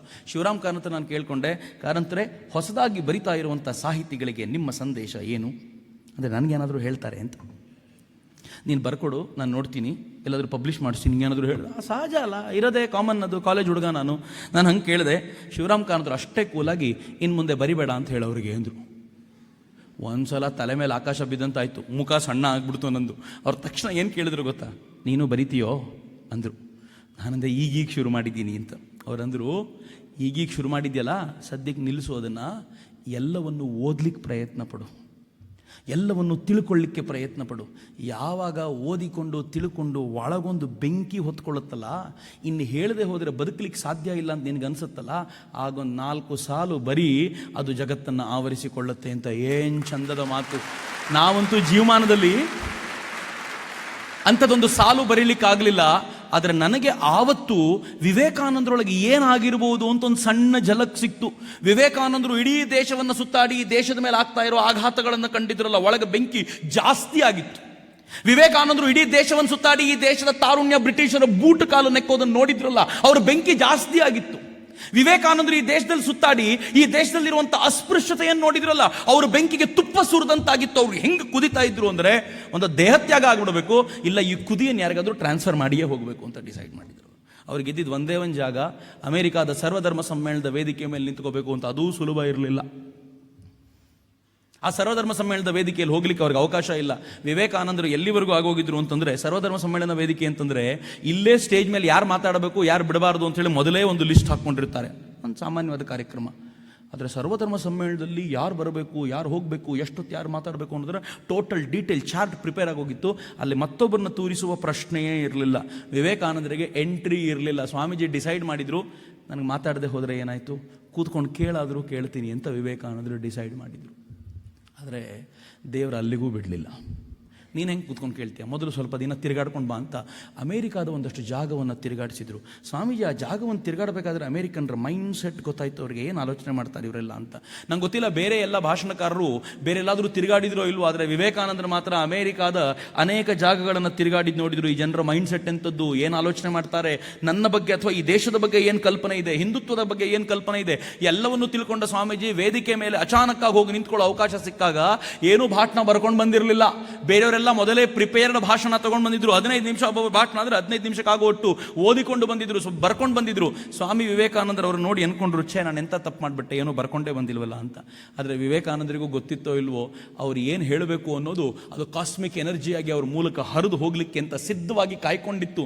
ಎಲ್ಲರೂ ಬರೆದಿದ್ದವನು ಓದ್ತಿದ್ದಾರೆ, ನನ್ನ ಒಬ್ಬ ಶಿಷ್ಯ ಬರ್ತಾನೆ, ಅವನು ಬಂದ ತಕ್ಷಣ ಎಲ್ಲ ಹರಿಬೇಕು ಅಂತ ಒಂದು ಅದ್ಭುತವಾದ ಎನರ್ಜಿ ಕಾಯ್ಕೊಂಡು ಕೂತಿದ್ದು. ಸ್ವಾಮೀಜಿ ಬಂದು ನಿಂತ ತಕ್ಷಣ ಆ ಎನರ್ಜಿ ಹೇಗೆ ಫ್ಲೋ ಆಯಿತು ಅಂತಂದ್ರೆ, ಇಡೀ ಅಮೆರಿಕ ಮುಂದಿನ 4 ವರ್ಷಗಳ ಕಾಲ, ಪಶ್ಚಿಮ ಯುರೋಪ್ ಮತ್ತು ಅಮೆರಿಕ ಮುಂದಿನ 4 ವರ್ಷಗಳ ಕಾಲ ವಿವೇಕಾನಂದರ ಕಾಲಿಗೆ ನಮಸ್ಕಾರ ಮಾಡಲಿಕ್ಕೆ ಲೈನ್ ನಿಂತುಕೊಳ್ತಲ್ಲ, ಅದು ಆ ಎನರ್ಜಿಯ ತಾಕತ್ತು ಅಂತ ಯೋಚನೆ ಮಾಡಿ. ಹೆಂಗಿದೆ ಆ ಎನರ್ಜಿ, ಆ ಎನರ್ಜಿಯ ಸಾಮರ್ಥ್ಯ ಹೆಂಗಿದೆ, ಏನ್ ಸಾಮರ್ಥ್ಯ, ಅದು ಏನ್ ಶಕ್ತಿ ಓತಪ್ರೋತವಾಗಿ ಹರಿತಾ ಇದ್ದಿದ್ದು. ಮಿತ್ರ, ಓತಪ್ರೋತ ಶಕ್ತಿಯ ಪ್ರವಾಹದ ಫಲ ಏನು? ಇಡೀ ಯುರೋಪ್ ಮತ್ತು ಅಮೆರಿಕ ಬೆಚ್ಚಿ ಬಿತ್ತು. ನಾನು ಇಲ್ಲೊಂದು ಅಪರೂಪದ ಸಂಗತಿ ನಿಮ್ಮ ಜೊತೆ ಹಂಚ್ಕೋಬೇಕು. ಆದರಣೀಯ ನಾಗರಾಜ್ಜಿ ಅದನ್ನು ತುಂಬಾ ಚೆನ್ನಾಗಿ ಮುಟ್ಟಿದ್ರು. ವಿವೇಕಾನಂದರು ಅಮೆರಿಕಾದಲ್ಲಿ ಭಾಷಣ ಮಾಡಿದ್ರಲ್ಲ, ಅಮೆರಿಕಾದಲ್ಲಿ ಎಷ್ಟು ಪಾಪ್ಯುಲರ್ ಆಗ್ಬಿಟ್ರು ವಿವೇಕಾನಂದರು ಅಂದರೆ, ಅಮೆರಿಕಾದಲ್ಲಿ ಸಾಕಷ್ಟು ಕೆಲಸ ಮಾಡಿ ಅಮೆರಿಕಾದ ಮನೆ ಮುಟ್ಟಿದ ನಂತರ, ಅಮೆರಿಕಾದಲ್ಲಿ ವಿವೇಕಾನಂದರು ತಮ್ಮ ಪ್ರಭೆಯನ್ನು ಪೂರ್ತಿ ಸ್ಥಾಪಿಸಿದ ನಂತರ ಸ್ವಾಮಿ ವಿವೇಕಾನಂದರು ಯುರೋಪಿಗೆ ಹೋದರು. ಯಾಕೆ ಗೊತ್ತಾ? ಅಮೆರಿಕಾದಲ್ಲಿ ಒಂದು ಭಾಷಣ ಮುಗಿಸಿ ಡೈರೆಕ್ಟಾಗಿ ಯುರೋಪ್ ಹೋಗ್ಬೋದಿತ್ತು ಅವರು. ಆದರೆ ಯುರೋಪು ಭಾರತವನ್ನು ಆಳ್ತಾ ಇರುವಂಥ ರಾಷ್ಟ್ರ ಅಂತ ಗೊತ್ತಿದ್ದ ವಿವೇಕಾನಂದರು ಸ್ಟ್ರಾಟಜಿಕಲಿ ಪ್ಲ್ಯಾನ್ ಮಾಡಿಕೊಂಡ್ರು. ಮೊದಲು ಅಮೆರಿಕ ಅಂತ ತೆಕ್ಕೆಗೆ ತೆಗೆದುಕೊಂಡ್ರೆ, ಅಮೆರಿಕಾದ ಬುದ್ಧಿವಂತರನ್ನು ಹಿಡಿದಿರುವಂಥ ವಿವೇಕಾನಂದರು ಅಂತ ಒಂದು ಫೇಮ್ ತಗೊಂಡು ಹೋಗೋದಿದೆಯಲ್ಲ ಯುರೋಪಿಗೆ, ಅದರ ಮ್ಯಾಜಿಕ್ಕೇ ಬೇರೆ ಅಂತ. ಯಾವ ಯುರೋಪು ಭಾರತವನ್ನು ಆಳ್ತಾ ಇತ್ತೋ ಅದೇ ಯುರೋಪು ತಾನು ಆಳ್ತಾ ಇದ್ದ ರಾಷ್ಟ್ರದಿಂದ ಬಂದಂಥ ಒಬ್ಬ ಬೈರಾಗಿಯ ಮಾತುಗಳನ್ನು ಕೇಳಲಿಕ್ಕೆ ಹೇಗೆ ಸೇರ್ಲಿಕ್ಕೆ ಶುರು ಮಾಡ್ತು ಅಂತಂದ್ರೆ, ವಿವೇಕಾನಂದರು ಅಲ್ಲಿಯೇ ಭಾರತದ ಸಾರ್ವಭೌಮತೆಯನ್ನ ಮೊದಲನೇ ಬಾರಿಗೆ ಯುರೋಪಿನ ಮುಂದೆ ಪ್ರದರ್ಶಿಸಿದ್ರು. ಭಾರತ ಆಳ್ವಿಕೆಗೆ ಒಳಪಟ್ಟಾಗಲೂ ಕೂಡ ಸಾರ್ವಭೌಮತೆಯನ್ನು ಮೆರೆಯುತ್ತೆ. ಯಾಕೆ ಅಂದ್ರೆ ಇದು ಭೌತಿಕ ಪ್ರಪಂಚವನ್ನು ನೋಡಿ ಬೆಳೆದಿರೋದಲ್ಲ, ಆಧ್ಯಾತ್ಮಿಕ ಪ್ರಪಂಚದ ಮೇಲೆ ಮೆರೆಯುವಂಥದ್ದು ಅಂತ. ವಿವೇಕಾನಂದರು ಆಧ್ಯಾತ್ಮಿಕ ತಳಹದಿಯ ಮೂಲಕ ಏನ್ ಜಗತ್ತನ್ನು ಬಂಬಾರ್ಡ್ ಮಾಡಿದ್ರಲ್ಲ, ಅದರ ಪರಿಣಾಮ ಏನಾಯ್ತು ಅಂದ್ರೆ, ಅಮೆರಿಕ ಯುರೋಪಿನ ಶ್ರೇಷ್ಠ ಬುದ್ಧಿವಂತರು ಕೂಡ ವಿವೇಕಾನಂದರ ಎದುರಿಗೆ ಬಂದು ಕೂತ್ಕೊಳ್ತಿದ್ರು. ನಮ್ಮಲ್ಲಿ ಅನೇಕರಿಗೆ ಗೊತ್ತಿಲ್ಲ. ಯಾರಾದರೂ ಎಲೆಕ್ಟ್ರಾನಿಕ್ಸ್ ಓದಿದ್ರೆ ಅಥವಾ ಎಲೆಕ್ಟ್ರಿಕಲ್ ಫೀಲ್ಡಲ್ಲಿದ್ದರೆ ಅವ್ರಿಗೆ ಗೊತ್ತಿರುತ್ತೆ. ನಿಕೋಲಾ ಟೆಸ್ಲಾ ಮರಿಲಿಕ್ಕಾಗದೇ ಇರುವಂಥ ಹೆಸರು. ವಿವೇಕಾನಂದರು ಸಾಂಖ್ಯ ಯೋಗದ ಬಗ್ಗೆ, ರಾಜಯೋಗದಲ್ಲಿ ಸಾಂಖ್ಯ ದರ್ಶನವನ್ನು ತಂದು, ಹೇಗೆ ಆಕಾಶದಿಂದ ಒಂದೊಂದೇ ಅಂಶಗಳು ಹುಟ್ಟುತ್ತವೆ, ಎಲ್ಲವೂ ಆಕಾಶದಲ್ಲಿದೆ ಅನ್ನೋದನ್ನು, ಆ ಕಲ್ಪನೆಯನ್ನು ಅವನ ಎದುರಿಗೆ ಬಿಚ್ಚಿಟ್ರೆ ಎದ್ದೋದಂತ ಅವನು ಎಲೆಕ್ಟ್ರಿಕಲ್ ಫೀಲ್ಡಲ್ಲಿ ಅತ್ಯಂತ ದೊಡ್ಡ ಸಂಶೋಧನೆ ಮಾಡಿ ಹೇಳ್ತಾನೆ, ಇದಕ್ಕೆ ಮೂಲ ಪ್ರೇರಣೆಯನ್ನು ಒದಗಿಸಿ ಕೊಟ್ಟಿದ್ದು ಸ್ವಾಮಿ ವಿವೇಕಾನಂದರು ಅಂತ. ಸೈಂಟಿಸ್ಟ್ ಅಲ್ವೇನು ಸ್ವಾಮಿ ವಿವೇಕಾನಂದರು? ವಿಲಿಯಂ ಜೇಮ್ಸ್ ವಿವೇಕಾನಂದರ ಮಾತುಗಳನ್ನು ಕೇಳಿದ ನಂತರ, ನನಗೆ ತತ್ವಶಾಸ್ತ್ರದಲ್ಲಿ ಹೊಸದೊಂದು ಕಲ್ಪನೆಯ ಆವಿಷ್ಕಾರ ಮಾಡಲಿಕ್ಕೆ ಯೋಚನೆ ಸಿಕ್ತಿದೆ ಅಂತ ಆತ ಅತ್ಯದ್ಭುತವಾಗಿ ಮಾತಾಡ್ತಾನಲ್ಲ. ವಿವೇಕಾನಂದರು ದರ್ಶನಕಾರ ಅಲ್ವೇನು? ವಿವೇಕಾನಂದರ ಎದುರಿಗೆ ಬಂದಂತ ಮೇಡಮ್ ಎಮ್ಮಾ ಕಾಲ್ವೆ, ಅವಳು ಒಪೆರಾ ಸಿಂಗರ್. ಆಕೆ ವಿವೇಕಾನಂದರ ಎದುರಿಗೆ ಕೂತ್ಕೊಂಡು ವಿವೇಕಾನಂದರು ಆಕೆಯ ಹೃದಯವನ್ನು ಭೇದಿಸುವಂತೆ ಆಕೆಯ ಜೀವನದ ಕಥೆಗಳನ್ನು ಒಂದೊಂದಾಗಿ ಎಳೆಯಾಗಿ ಬಿಚ್ಚಿಟ್ರೆ, ವಿವೇಕಾನಂದರ ಕಾಲಿಗೆ ನತಮಸ್ತಕಳಾಗಿ ಹೇಳ್ತಾಳೆ, ನನ್ನ ಮುಂದಿನ ಜೀವನಕ್ಕೆ ಮಾರ್ಗದರ್ಶನ ನೀವೇ ಮಾಡಬೇಕು ಅಂತ. ಅಮೆರಿಕಾದ ಆವತ್ತಿನ ಗ್ರೇಟ್ ಸೆಲೆಬ್ರಿಟಿ ಆಗಿದ್ದಂಥ ಎಮ್ಮಾ ಕಾಲ್ವೆ ವಿವೇಕಾನಂದರ ಪದತಲದಲ್ಲಿದ್ಲು ಅಂತಂದ್ರೆ, ಪಶ್ಚಿಮದ ಆ ಪ್ರಭಾವ ಹೆಂಗಿದ್ದಿರ್ಬೋದು ಅಂತ ಯೋಚನೆ ಮಾಡಿ. ಮಿತ್ರರೆ, ಹೇಗಿದ್ದಿರ್ಬೋದು ವಿವೇಕಾನಂದರ ಪ್ರಭಾವಳಿ ಅಂತ ನೀವು ಯೋಚನೆ ಮಾಡಬೇಕು ಅಂದರೆ, ವಿವೇಕಾನಂದರ ಬದುಕಿದ್ದಾಗ ಬಿಡಿ, ವಿವೇಕಾನಂದರ ದೇಹತ್ಯಾಗದ ನಂತರ ಫ್ರೆಂಚ್ ನೊಬೆಲ್ ಲಾರೆಟ್ ರೋಮಾರೋಲಾ ವಿವೇಕಾನಂದರನ್ನ ಓದಿ ಹೇಳ್ತಾನೆ, ಅವರು ತೀರ್ಕೊಂಡು 3 ದಶಕ ಆಗಿರ್ಬೋದು, ಮೋರ್ ದೆನ್ 30 ಇಯರ್ಸ್ ಆಗಿದೆ. ಇವತ್ತು ಅವ್ರ ಭಾಷಣ ಓದ್ತಿದ್ರು, ಎಲೆಕ್ಟ್ರಿಕಲ್ ಶಾಕ್ ಹೊಡೆದಂಗೆ ಆಗ್ತಿದೆ ನನಗೆ, ಇನ್ನು ಎದುರಿಗೆ ಕೂತಿದ್ದವ್ರ ಕತೆ ಹೆಂಗಿರ್ಬೋದು ಅಂತ ರೋಮಾರೋಲಾ ಹೇಳ್ತಾನಲ್ಲ. ಯಾಕೆ ಎಲೆಕ್ಟ್ರಿಕಲ್ ಶಾಕ್ ಹೊಡಿತಿತ್ತು ಅಂತ ಯಾವತ್ತಾದ್ರೂ ಯೋಚನೆ ಮಾಡಿದ್ದೀರೇನು? ಯಾಕೆ ನಾನು ನೀವು ಮಾತಾಡಬೇಕಾದ್ರೆ ಯಾರಿಗಾದ್ರೂ ಎಲೆಕ್ಟ್ರಿಕಲ್ ಕರೆಂಟ್ ಹೊಡೆಯಲ್ಲ? ಯಾಕೆ ವಿವೇಕಾನಂದರು ಮಾತಾಡುವಾಗ ಮಾತ್ರ ಕರೆಂಟ್ ಹೊಡೆಯುತ್ತೆ ಅಂದ್ರೆ ಒಳಗಿರೋ ಬೆಂಕಿಯ ಪ್ರಾಬ್ಲಮ್ ಅಷ್ಟೆ. ಸ್ವಾಮೀಜಿ ಹೇಳ್ತಾರೆ, ನನಗೂ ತುಂಬ ಬಾರಿ ಅನ್ಸುತ್ತೆ, ಸ್ವಾಮೀಜಿ ಹೇಳದೇ ಇರೋ ವಿಷಯವೇ ಇಲ್ಲ, ಬರೆದಿಟ್ಕೊಳ್ಳಿ ಇದನ್ನು. ನಿಮಗೆ ಜೀವಮಾನದಲ್ಲಿ ಯಾರಾದರೂ ಎದ್ದು ನಿಂತ್ಕೊಂಡು ಯಾವುದಾದ್ರೂ ಪ್ರಶ್ನೆ ಕೇಳಿದರೆ, ನೀವು ವಿವೇಕಾನಂದರನ್ನು ಓದ್ಕೊಂಡಿರೋದೇ ಆದರೆ ಅವ್ರು ಕೇಳೋ ಪ್ರತಿಯೊಂದು ಪ್ರಶ್ನೆಗೂ ಇವತ್ತು ಕೇಳುವ ಪ್ರತಿಯೊಂದು ಪ್ರಶ್ನೆಗೂ ವಿವೇಕಾನಂದರ ಉತ್ತರವನ್ನು ಕೊಡಬಹುದು, ಅನುಮಾನವೇ ಇಲ್ಲ. ಸ್ವಾಮೀಜಿ ಒಂದು ಕಡೆ ಹೇಳ್ತಾರೆ, ನಿವೇದಿತಾಗಿ ಹೇಳ್ತಾರೆ, ನೀನು ಮಾತಾಡೋದನ್ನು ಕಲಿಬೇಕು, ನೀನು ತುಂಬ ಜನರಿಗೆ ಹೇಳಬೇಕು ಇದನ್ನು ಅಂತೆಲ್ಲ ಸ್ವಾಮೀಜಿ ಹೇಳಬೇಕಾದ್ರೆ ಅವಳೇನೋ ಹೇಳುವಾಗ ವಿವೇಕಾನಂದರು ಪತ್ರದಲ್ಲಿ ಬರೀತಾರೆ, ನಾನು ಮಾತಾಡಿದರೆ ಯಾರು ಕೇಳ್ತಾರೆ ಅಂತ ಯಾರು ಹೇಳ್ತಾರೋ ಅವ್ರನ್ನ ಕಂಡ್ರೆ ನನಗಾಗದೇ ಇಲ್ಲ ಅಂತಾರೆ ಸ್ವಾಮೀಜಿ. ಸ್ವಾಮೀಜಿ ಹೇಳ್ತಾರೆ, ಯಾರೇನಾದರೂ ಮಾತನಾಡಲಿಕ್ಕೆ ಅಂತ ನಿಂತಿರ್ತಾರಲ್ಲ ಅದನ್ನು ಕೇಳಲಿಕ್ಕೆ ಅಂತಲೇ ಜನ ಇರ್ತಾರೆ, ಒಳ್ಳೆಯದನ್ನು ಹೇಳಲಿಕ್ಕೆ ಸಿದ್ಧರಾಗಬೇಕು, ಶುರು ಮಾಡಬೇಕು ಅಂತ ವಿವೇಕಾನಂದರು ಕೊಡುವಂಥ ಶ್ರೇಷ್ಠ ಮಾರ್ಗದರ್ಶನ ಇದೆಯಲ್ಲ. ಇವತ್ತು ಇದೇ ಪ್ರಶ್ನೆ ಇಲ್ವೇನು ನಮಗೆ? ನಾನೊಬ್ಬ ಮಾಡಿದ್ರೆ ಯಾರೇನಾಗುತ್ತೆ ಬಿಡಿ ಸರ್, ನಾನು ಮಾಡಿದ್ರೆ ಏನಾಗುತ್ತೆ ಬಿಡಿ ಸರ್. ನೀನೊಬ್ಬ ರಸ್ತೆಯಲ್ಲಿ ಉಗಿಯೋದನ್ನು ನಿಲ್ಲಿಸಿದರೆ ಇನ್ನೊಂದು 4 ಜನ ನೀನು ನೋಡಿ ಕಲಿತಾರೆ. ಒಬ್ಬ ಉಗಿಯೋದನ್ನು ನಿಲ್ಸಪ್ಪ, ನೀನೇನು ದೊಡ್ಡ ಸಾಧನೆ ಮಾಡೋದು ಬೇಡ ಅಂತ. ಸ್ವಾಮೀಜಿನ ಯಾರೋ ಕೇಳಿದ್ರು, ನಾನೊಬ್ಬ ಸರಿ ಹೋದರೆ ಏನಾಗುತ್ತೆ ಸ್ವಾಮೀಜಿ? ಸ್ವಾಮೀಜಿ ಹೇಳಿದರು, ಜಗತ್ತಿನಲ್ಲಿರುವಂಥ ಕೋಟ್ಯಂತರ ಮೂರ್ಖರಲ್ಲಿ ಒಬ್ಬ ಕಡಿಮೆ ಆಗ್ತಾನೆ, ಅದಕ್ಕೋಸ್ಕರ ಸರಿ ಹೋಗಬೇಕು ನೀನು ಅಂತ. ಒಂದು ಸಂಖ್ಯೆ ಕಡಿಮೆ ಮಾಡೋಣ ಅಂತ. ಇಷ್ಟು ದೊಡ್ಡ ಸಮೂಹದಲ್ಲಿ ಒಂದು ಸಂಖ್ಯೆ ಕಡಿಮೆ ಮಾಡ್ಲಿಕ್ಕೆ ನಮ್ಮ ಹತ್ರ ಸಾಧ್ಯ ಇಲ್ವಾ ಅಂತ ಯೋಚನೆ ಮಾಡಿ ಈ ಬೆಂಕಿ ಹೆಂಗೆ ಕೆಲಸ ಮಾಡುತ್ತೆ. ಇದೇ ಬೆಂಕಿ ಈ ಪುಣ್ಯದ ಗಿತ್ತಿಗಿತ್ತು. ಯಾವುದಾದ್ರೂ ಹೆಣ್ಮಕ್ಳು ಇವತ್ತು ಹೋಗಬೇಕಾದ್ರೆ ನೀವೇನು ಮಾಡಬೇಕು ಅಂತ, ಹೆಣ್ಮಕ್ಳು ಅಷ್ಟೇ ಅಲ್ಲ ಗಂಡು ಮಕ್ಕಳು ಕೂಡ. ನನಗೆ ನಿವೇದಿತಾ ಬಗ್ಗೆ ಮಾತಾಡಬೇಕಾದ್ರೆ ವಿವೇಕಾನಂದರಿಗಿಂತ ಹೆಚ್ಚು ಭಾವುಕತೆ ವ್ಯಕ್ತವಾಗುತ್ತೆ. ಯಾಕೆಂದರೆ ಆ ಪುಣ್ಯಾತ್ಗಿತ್ತಿ ಈ ದೇಶಕ್ಕೋಸ್ಕರ ಮಾಡಿದ ಕೆಲಸ ಇದೆಯಲ್ಲ, 1% ಆಲೋಚನೆ ಮಾಡಲಿಕ್ಕಾಗಲ್ಲ. ಒಳಗೊಂದು ತುಡಿತಾ ಇತ್ತು. ತಾನು ಅನುಸರಿಸುವಂಥ ಮತದಲ್ಲಿ ದೊಡ್ಡ ಸಮಸ್ಯೆ ಇದೆ, ಸತ್ಯದ ಹುಡುಕಾಟಕ್ಕೆ ಇದು ಸಾಕಾಗಲ್ಲ ಅಂತ ಅವಳಿಗೆ ಗೊತ್ತಾದಾಗ ಅವಳು ಕೂಡ ಎಲ್ಲವನ್ನು ಬಿಟ್ಟು ತಾನು ಸ್ಕೂಲ್ ಮಕ್ಕಳಿಗೆ ಪಾಠ ಹೇಳ್ಕೊಂಡಿರ್ತೀನಿ ಅಂತ ಇದ್ದವಳು. ಆಗ ಯಾರೋ ಹೇಳಿದ್ರು, Hindu monk in Europe Vivekananda ಅಂತ, ಒಂದ್ಸಲ ಮಾತಾಡಿಸ್ ನೋಡ್ಬೇಕು ನೀನು ಎಲ್ಲ ಪ್ರಶ್ನೆಗಳಿಗೂ ಉತ್ತರ ಸಿಗಬಹುದು ಅಂತ. ಲೇಡಿ ಮಾರ್ಗೆಸನ್ ಮನೆಗೆ ವಿವೇಕಾನಂದರು ಬಂದಿದ್ದಾಗ ವಿವೇಕಾನಂದರು ಇವಳಿಗೂ ಆಹ್ವಾನ ಸಿಕ್ತು. 14-15 ಜನ ಅಷ್ಟೇ, ಭಾಳ ಜನ ಇರಲಿಲ್ಲ. ಇವಳು ಬಂದು ಕೂತ್ಕೊಂಡ್ಲು. ವಿವೇಕಾನಂದರು ನೋಡಿದ ತಕ್ಷಣ ಮೊದಲ ದೃಷ್ಟಿಗೆ ಅಟ್ರಾಕ್ಷನ್ ಅವಳಿಗೆ. ವಾಹ್, ಏನು ಅದ್ಭುತವಾಗಿದೆ ಈ ಶಕ್ತಿ, ಇದು ಯಾವುದೋ ಆರ್ಡಿನರಿ ಶಕ್ತಿ ಅಲ್ಲ ಅಂತ ಗೊತ್ತಾಯ್ತು ಅವಳಿಗೆ. ಕೂತ್ಕೊಂಡು ಮಾತು ಕೇಳ್ತಾ ಕೇಳ್ತಾ ಕೇಳ್ತಾ ಅವಳಿಗೆ ಅನ್ನಿಸ್ತು, ನನ್ನ ಎಲ್ಲ ಪ್ರಶ್ನೆಗಳಿಗೂ ಉತ್ತರ ಕೊಡಬಹುದಾಗಿರುವಂಥ ಶ್ರೇಷ್ಠ ವ್ಯಕ್ತಿಯನ್ನು ಭಗವಂತ ಕಳಿಸಿದ್ದಾನೆ ಅಂತ. ವಿವೇಕಾನಂದರನ್ನ ಮೊದಲನೇ ದೃಷ್ಟಿಯಲ್ಲೇ ಒಪ್ಪಿಕೊಂಡ ಅಪರೂಪದ ಹೆಣ್ಮಗಳು ಮಾರ್ಗರೆಟ್ ನೋಬೆಲ್.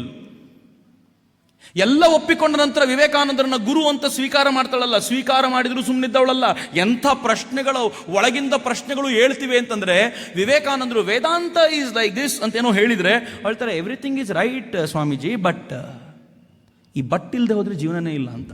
ಒಂದು ಪ್ರಶ್ನೆ ಕೇಳಲೇಬೇಕಿತ್ತು ಅವಳು. ಸ್ವಾಮೀಜಿ ಒಂದ್ಸಲ ಹೇಳ್ತಾಳೆ, ಯಾವತ್ತು ನಿಂದು ಈ ಬಟ್ ಗಿಟ್ಟೆಲ್ಲ ಹೋಗುತ್ತಲ್ಲ ಅವತ್ತು ನಿಂಗೆ ಮೋಕ್ಷ ಗ್ಯಾರಂಟಿ ಸಿಗುತ್ತೆ, ತಲೆ ಕೆಡ್ಸ್ಕೋಬೇಡ ನೀನು ಅಂತ. ಅಷ್ಟು ಪ್ರಶ್ನೆಗಳು ಅವಳೊಳಗೆ ಅಂತ.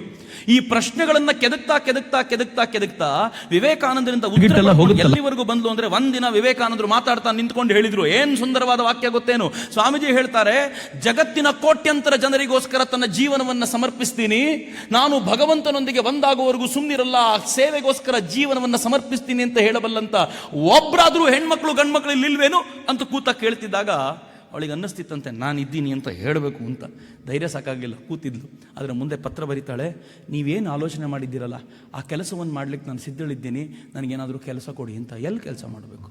ಯುರೋಪ್ನಲ್ಲ, ಅಮೇರಿಕಾದಲ್ಲ, ಮಾಡಬೇಕಾಗಿದ್ದು ಭಾರತದಲ್ಲಿ. ಈ ದೇಶದಲ್ಲಿ ತಾರುಣ್ಯ ಸತ್ತೋಗಿದೆ. ಈ ದೇಶದಲ್ಲಿ ಹೆಣ್ಮಕ್ಳಿಗೆ ಎಜುಕೇಷನ್ ಇಲ್ಲ. ಈ ದೇಶದಲ್ಲಿ ವಿಧವೆಯರನ್ನ ಸರಿಯಾಗಿ ಗಮನಿಸ್ತಿಲ್ಲ. ಈ ದೇಶದಲ್ಲಿ ಎಷ್ಟು ಮೇಲು ಕೀಳು ಪದ್ಧತಿ ಇದೆ, ಇವೆಲ್ಲವನ್ನು ಹೋಗಲಾಡಿಸ್ಲಿಕ್ಕೆ ಒಂದು ಸಮರ್ಥವಾದ ಶಕ್ತಿ ಬೇಕು. ಹೇಗೆ ರಾಮಕೃಷ್ಣರು ತಮ್ಮೆಲ್ಲ ಶಕ್ತಿಯನ್ನು ಧಾರೆ ಎರೆದು ಹೋದರೋ, ಹಾಗೆ ವಿವೇಕಾನಂದರು ತಮ್ಮ ಶಕ್ತಿಯನ್ನು ಆದಷ್ಟು ಬೇಗ ಧಾರೆ ಎರಲಿಕ್ಕೆ ಒಂದು ಸಮರ್ಥವಾದ ವಜ್ರಾಯುಧಕ್ಕೋಸ್ಕರ ಕಾಯ್ತಿದ್ರು. ಮತ್ತು ನಿವೇದಿತಾ ವಜ್ರಾಯುಧವಾಗಿ ತಯಾರಾಗಿ ಮುಂದೆ ನಿಂತ್ಕೊಂಡಿಲ್ಲ, ನಾನು ಇದ್ದೀನಿ ಸ್ವಾಮೀಜಿ ಅಂತ.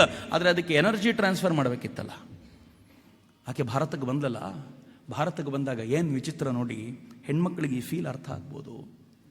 ಗಂಡನ ಮನೆಗೆ ಹೋಗಬೇಕಾದ್ರೆ ಬೆಳಗಾವಿಯ ಹೆಣ್ಮಗು ಬೆಳಗಾವಿಯಲ್ಲೇ ಗಂಡನ ಮನೆ ಇದ್ದರೂ ಅಮ್ಮನ ಮನೆ ಬಿಟ್ಟು ಬರಬೇಕಾದ್ರೆ ಕಣ್ಣೀರು ಹಾಕ್ಕೊಂಡ್ಬಿಡ್ತಾಳೆ. ಅಯ್ಯೋ ಇಷ್ಟು ದಿನ ಹೆಂಗಿದ್ದೆ, ಬೆಳಗಾವಿಯಲ್ಲೇ ಮನೆ, ಅರ್ಜೆಂಟ್ ಬೇಕು ಅಂದರೆ ಮಧ್ಯಾಹ್ನ ಹೋಗಿ ಸಾಯಂಕಾಲ ಬಂದ್ಬಿಡ್ಬೋದು, ಆದರೂ ತಡ್ಕೊಳಕ್ಕಾಗಲ್ಲ, ಅಯ್ಯೋ ಅಮ್ಮನ ಮನೆ ಬಿಟ್ಟು ಬರಬೇಕಲ್ಲ ಅಂತ. ಆದರೆ ಈ ಹೆಣ್ಮಗಳು ಕೂತ್ಕೊಂಡು ಸುಮ್ಮನೆ ಇಮ್ಯಾಜಿನ್ ಮಾಡಿ, ತನ್ನ ಮನೆ ಬಿಟ್ಲು, ತನ್ನ ಅಮ್ಮ, ತನ್ನ ಪ್ರೀತಿಯ ತಮ್ಮಂದರನ್ನ, ತಂಗಿಂದರನ್ನ ಎಲ್ಲರನ್ನು ಬಿಟ್ಟು, ಕೊನೆಗೆ ತನ್ನ ದೇಶವನ್ನು ಬಿಟ್ಟು, ತನ್ನ ಸಂಸ್ಕೃತಿಯಿಂದಲೂ ದೂರವಾಗಿ, ತನಗೇ ಗೊತ್ತಿಲ್ಲದಂಥ ಒಂದು ಭಾರತೀಯ ಸಂಸ್ಕೃತಿಯನ್ನು ಅಪ್ಪಿಕೊಳ್ಳಿಕ್ಕೋಸ್ಕರ ಅಂತ ದೇಶ ಬಿಟ್ಟು ಬರ್ತಾಳಲ್ಲ. ಏನು ಮಹಾ ಕಲ್ಚರಲ್ ಇದನ್ನು ಫೇಸ್ ಮಾಡಿರ್ಬೋದು ಅವಳು. ಆ್ಯಂಡ್ ಸೆಕೆಂಡ್ಲಿ, ಇಡೀ ಭಾರತಕ್ಕೆ ಅವಳಿಗೆ ಬರಬೇಕಾದ್ರೆ ಭಾರತದಲ್ಲಿ ಗೊತ್ತಿರೋದು ಅವಳಿಗೆ ಒಬ್ಬರೇ ಒಬ್ಬರು ಸ್ವಾಮಿ ವಿವೇಕಾನಂದ ಬಿಟ್ಟರೆ ಇನ್ಯಾರೂ ಗೊತ್ತಿಲ್ಲ. ಹೆಂಗಿದ್ದಿರ್ಬೋದು ಆ ಪುಣ್ಯಾತ್ಗಿತ್ತಿಯ ಬದುಕು. ಒಳಗೆ ಬಂದಾಗ ಸ್ವಾಮೀಜಿ ಅವಳನ್ನು ತುಂಬ ಟ್ರೈನ್ ಮಾಡ್ತಾರೆ. ಮಿತ್ರರ ಎಲ್ಲ ಹೆಣ್ಮಕ್ಳು ಎಲ್ಲ ಗಂಡು ಮಕ್ಕಳು ಓದಬೇಕು, ಸ್ವಾಮೀಜಿ ಹೆಂಗೆ ಟ್ರೈನ್ ಮಾಡ್ತಾರೆ ಅವಳನ್ನು ಅಂತಂದರೆ, ಅವಳಿಗೆ ಅದ್ಭುತವಾದ ಶಕ್ತಿಯನ್ನು ತುಂಬಲಿಕ್ಕೋಸ್ಕರ, ಅವಳೊಳಗಿರುವಂಥ ಈಗೋನ ಪೂರ್ತಿ ನಾಶ ಮಾಡಲಿಕ್ಕೋಸ್ಕರ ಎಷ್ಟೋ ದಿನಗಳ ಕಾಲ ಮಾತಾಡ್ಸಲ್ಲ ಸ್ವಾಮೀಜಿ ಅವಳನ್ನು. ಅವಳನ್ನು ಹೆಂಗೆ ಹೇಳ್ತಾರೆ ಗೊತ್ತೇನು? ಈ ದೇಶದ ಒಬ್ಬ ಸಾಮಾನ್ಯ ಬ್ರಹ್ಮಚಾರಿಣಿ ಹಿಂದೂ ಮಹಿಳೆಯಂತೆ ನೀನು ಬದುಕಬೇಕು ಅಂತ ಅನೇಕ ತಿಂಗಳುಗಳ ಕಾಲ ಸಮಾಜದ ಒಟ್ಟಾರೆ ಸಂಪರ್ಕವನ್ನು ಕಡಿದು ಬಿಸಾಕ್ಬಿಡ್ತಾರೆ ಅವಳಿಗೆ. ಯಾವ ಹೆಣ್ಮಗಳು ಸದಾ ಸ್ವತಂತ್ರವಾಗಿ ಎಲ್ಲರ ನಡುವೆ ನುಗ್ಗಿಕೊಂಡು ಇರ್ತಿದ್ಲೋ, ಸ್ವಾಮೀಜಿ ಹೇಳ್ತಾರೆ, ನೀನು ಭಾರತದಲ್ಲಿ ಕೆಲಸ ಮಾಡಬೇಕು ಅಂದ್ರೆ ಒಬ್ಬ ಬ್ರಹ್ಮಚಾರಿಣಿ ಹೆಣ್ಮಗಳಂತೆ ಬದುಕಬೇಕು ಅಂತ ಒಂದು ಮನೆಯಲ್ಲಿ ಕೂರಿಸ್ತಾರೆ, ಕೂಡಾಕ್ತಾರೆ ಅವಳನ್ನ. ಅಲ್ಲೇ ಅಡುಗೆ ಮಾಡ್ಕೋಬೇಕು, ಅಲ್ಲೇ ಊಟ ಮಾಡಬೇಕು, ಅಲ್ಲೇ ಸಾಧನೆ ಮಾಡ್ಕೊಂಡಿರ್ಬೇಕು ಅಂತ ಅನೇಕ ತಿಂಗಳುಗಳ ಕಾಲ ಸಾಧನೆ ಮಾಡಿದ ನಂತರ ಅವಳಿಗೆ ಗೊತ್ತಾಗುತ್ತೆ, ಇವತ್ತು ನಾನು ಭಾರತೀಯಳಾಗ್ತಾ ಇದ್ದೀನಿ ಅಂತ. ಸ್ವಾಮೀಜಿ ಕಾಶ್ಮೀರಕ್ಕೆ ಕರ್ಕೊಂಡು ಹೋಗ್ತಾರೆ ಅವಳನ್ನ. ಕಾಶ್ಮೀರದಲ್ಲಿ ಕೂತಿದ್ದಾಗ ಸ್ವಾಮೀಜಿ ಒಂದ್ಸಲ ಮಾತಾಡ್ತಾ ಕೇಳ್ತಾರೆ ಅವಳನ್ನ, ಏನಮ್ಮ ನಿನಗೆ ನಿನ್ನ ದೇಶ ಯಾವುದು ಅಂತ. ಸ್ವಾಮೀಜಿ ಅನ್ಕೋತಾರೆ ಇಂಡಿಯಾ ಅಂತ ಹೇಳ್ತಾಳೆ. ಅಂದರೆ ನಾನು ಬ್ರಿಟಿಷ್ ಲೇಡಿ ಅಂದ ತಕ್ಷಣ ಸ್ವಾಮೀಜಿ ಅನ್ಕೋತಾರೆ ಇನ್ನೂ ಕಂಪ್ಲೀಟ್ ಆಗಿಲ್ಲ ಇವಳು ಎಜುಕೇಶನ್.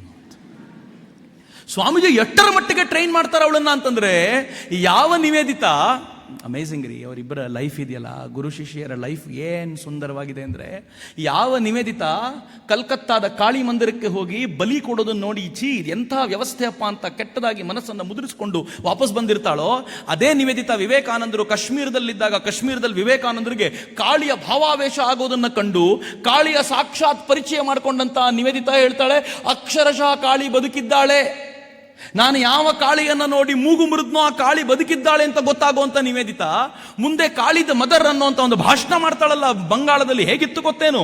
ಬಂಗಾಳದ ಎಲ್ಲ ಬುದ್ಧಿಜೀವಿಗಳು ಸೇರಿದ್ರು. ಎಲ್ಲರೂ ಅನ್ಕೊಂಡ್ರು ಕಾಳಿಯ ಬಗ್ಗೆ ನಿವೇದಿತಾ ಕೆಟ್ಟದಾಗಿ ಮಾತನಾಡ್ತಾಳೆ ಅಂತ ಅನ್ಕೊಂಡ್ರೆ, ನಿವೇದಿತಾ ಕಾಳಿಯ ಬಗ್ಗೆ ಎಷ್ಟು ವೈಭವದಿಂದ ಮಾತಾಡ್ತಾಳೆ ಅಂದ್ರೆ ಏನ್ ಹೇಳ್ತಾಳೆ ಗೊತ್ತಾ? ಮೂರ್ತಿ ಪೂಜೆಯನ್ನು ವಿರೋಧಿಸೋ ಹಕ್ಕು ನಿಮ್ಗೆ ಯಾರಿಗಿದೆ? ಮೂರ್ತಿ ಪೂಜೆ ಅಂದ್ರೆ ಒಂದು ಲಿಪಿ ಇದ್ದಂತೆ. ಇಂಗ್ಲಿಷ್ನ ಲಿಪಿ ಬೇರೆ, ಕನ್ನಡದ ಲಿಪಿ ಬೇರೆ. ಕನ್ನಡ ಬಲ್ಲವನು ಇಂಗ್ಲಿಷ್ನ ಲಿಪಿಯೇ ಸರಿ ಇಲ್ಲ ಅಂತ ಹೇಳುವಂತಿಲ್ಲ ಅನ್ನೋದು ಹೇಗೆ ತಪ್ಪಾಗುತ್ತೋ ಹಾಗೆ ಮೂರ್ತಿ ಪೂಜೆಯೂ ಕೂಡ ತಪ್ಪು ಅಂತ ಹೇಳೋದು ತಪ್ಪು. ಅವರವರಿಗೆ ತಕ್ಕಂತೆ, ಸಂಸ್ಕೃತಿಗೆ ತಕ್ಕಂತೆ ಅವರದನ್ನು ಬಳಸ್ತಾರೆ ಅಂತ ನಿವೇದಿತಾ ಹೆಂಗ್ ವರ್ಣನೆ ಮಾಡಿದ್ಲು ಅಂತಂದ್ರೆ, ಆ ಭಾಷಣ ಮುಗಿಯೋದ್ರ ವೇಳೆಗೆ ಸಭೆ ಡಿವೈಡ್ ಆಗೋಯ್ತು. ಕೆಲವರಂದ್ರು ಮೂರ್ತಿ ಪೂಜೆಯನ್ನು ದೇಶದಿಂದ ಓಡಿಸಬೇಕು ಅಂತ ನಾವೇ ಪ್ರಯತ್ನ ಪಡ್ತಿರುವಾಗ ನೀವು ಯುರೋಪಿಯನ್ರು ಬಂದು ಮತ್ತೆ ಮೂರ್ತಿ ಪೂಜೆಯನ್ನು ಸಮರ್ಥಿಸ್ಕೊಳ್ತೀರಾ ಅಂತ ಏನು ಗಲಾಟೆ, ಏನು ರಾದ್ದಾಂತ ಆಗೋಯ್ತು ಅಂದರೆ, ಈ ಎಲ್ಲ ರಾದ್ದಾಂತಗಳ ನಡುವೆ ಆನಂದ ಪಡ್ತಿದ್ದವರು ಏಕಮಾತ್ರ ವ್ಯಕ್ತಿ, ಅದು ಸ್ವಾಮಿ ವಿವೇಕಾನಂದರು. ವಾಹ್, ನಿವೇದಿತಾ ಫಾರಂ ಬರ್ತಿದೆ ಈಗ ಅಂತ ಹೆಂಗಿದ್ದಿರ್ಬೋದು ಯೋಚನೆ ಮಾಡಿ. ನಿವೇದಿತಾ ಮೊದಲ ಭಾಷಣ ಮಾಡಿದಾಗ ನಿವೇದಿತಾನ ಎಲ್ಲರೂ ಪ್ರೀತಿಯಿಂದ ಸ್ವಾಗತಿಸಿದಾಗ ವಿವೇಕಾನಂದರು ಮಧ್ಯದಲ್ಲೋ ಕೊನೆಯಲ್ಲೆಲ್ಲೋ ಕೂತಿದ್ರಂತೆ.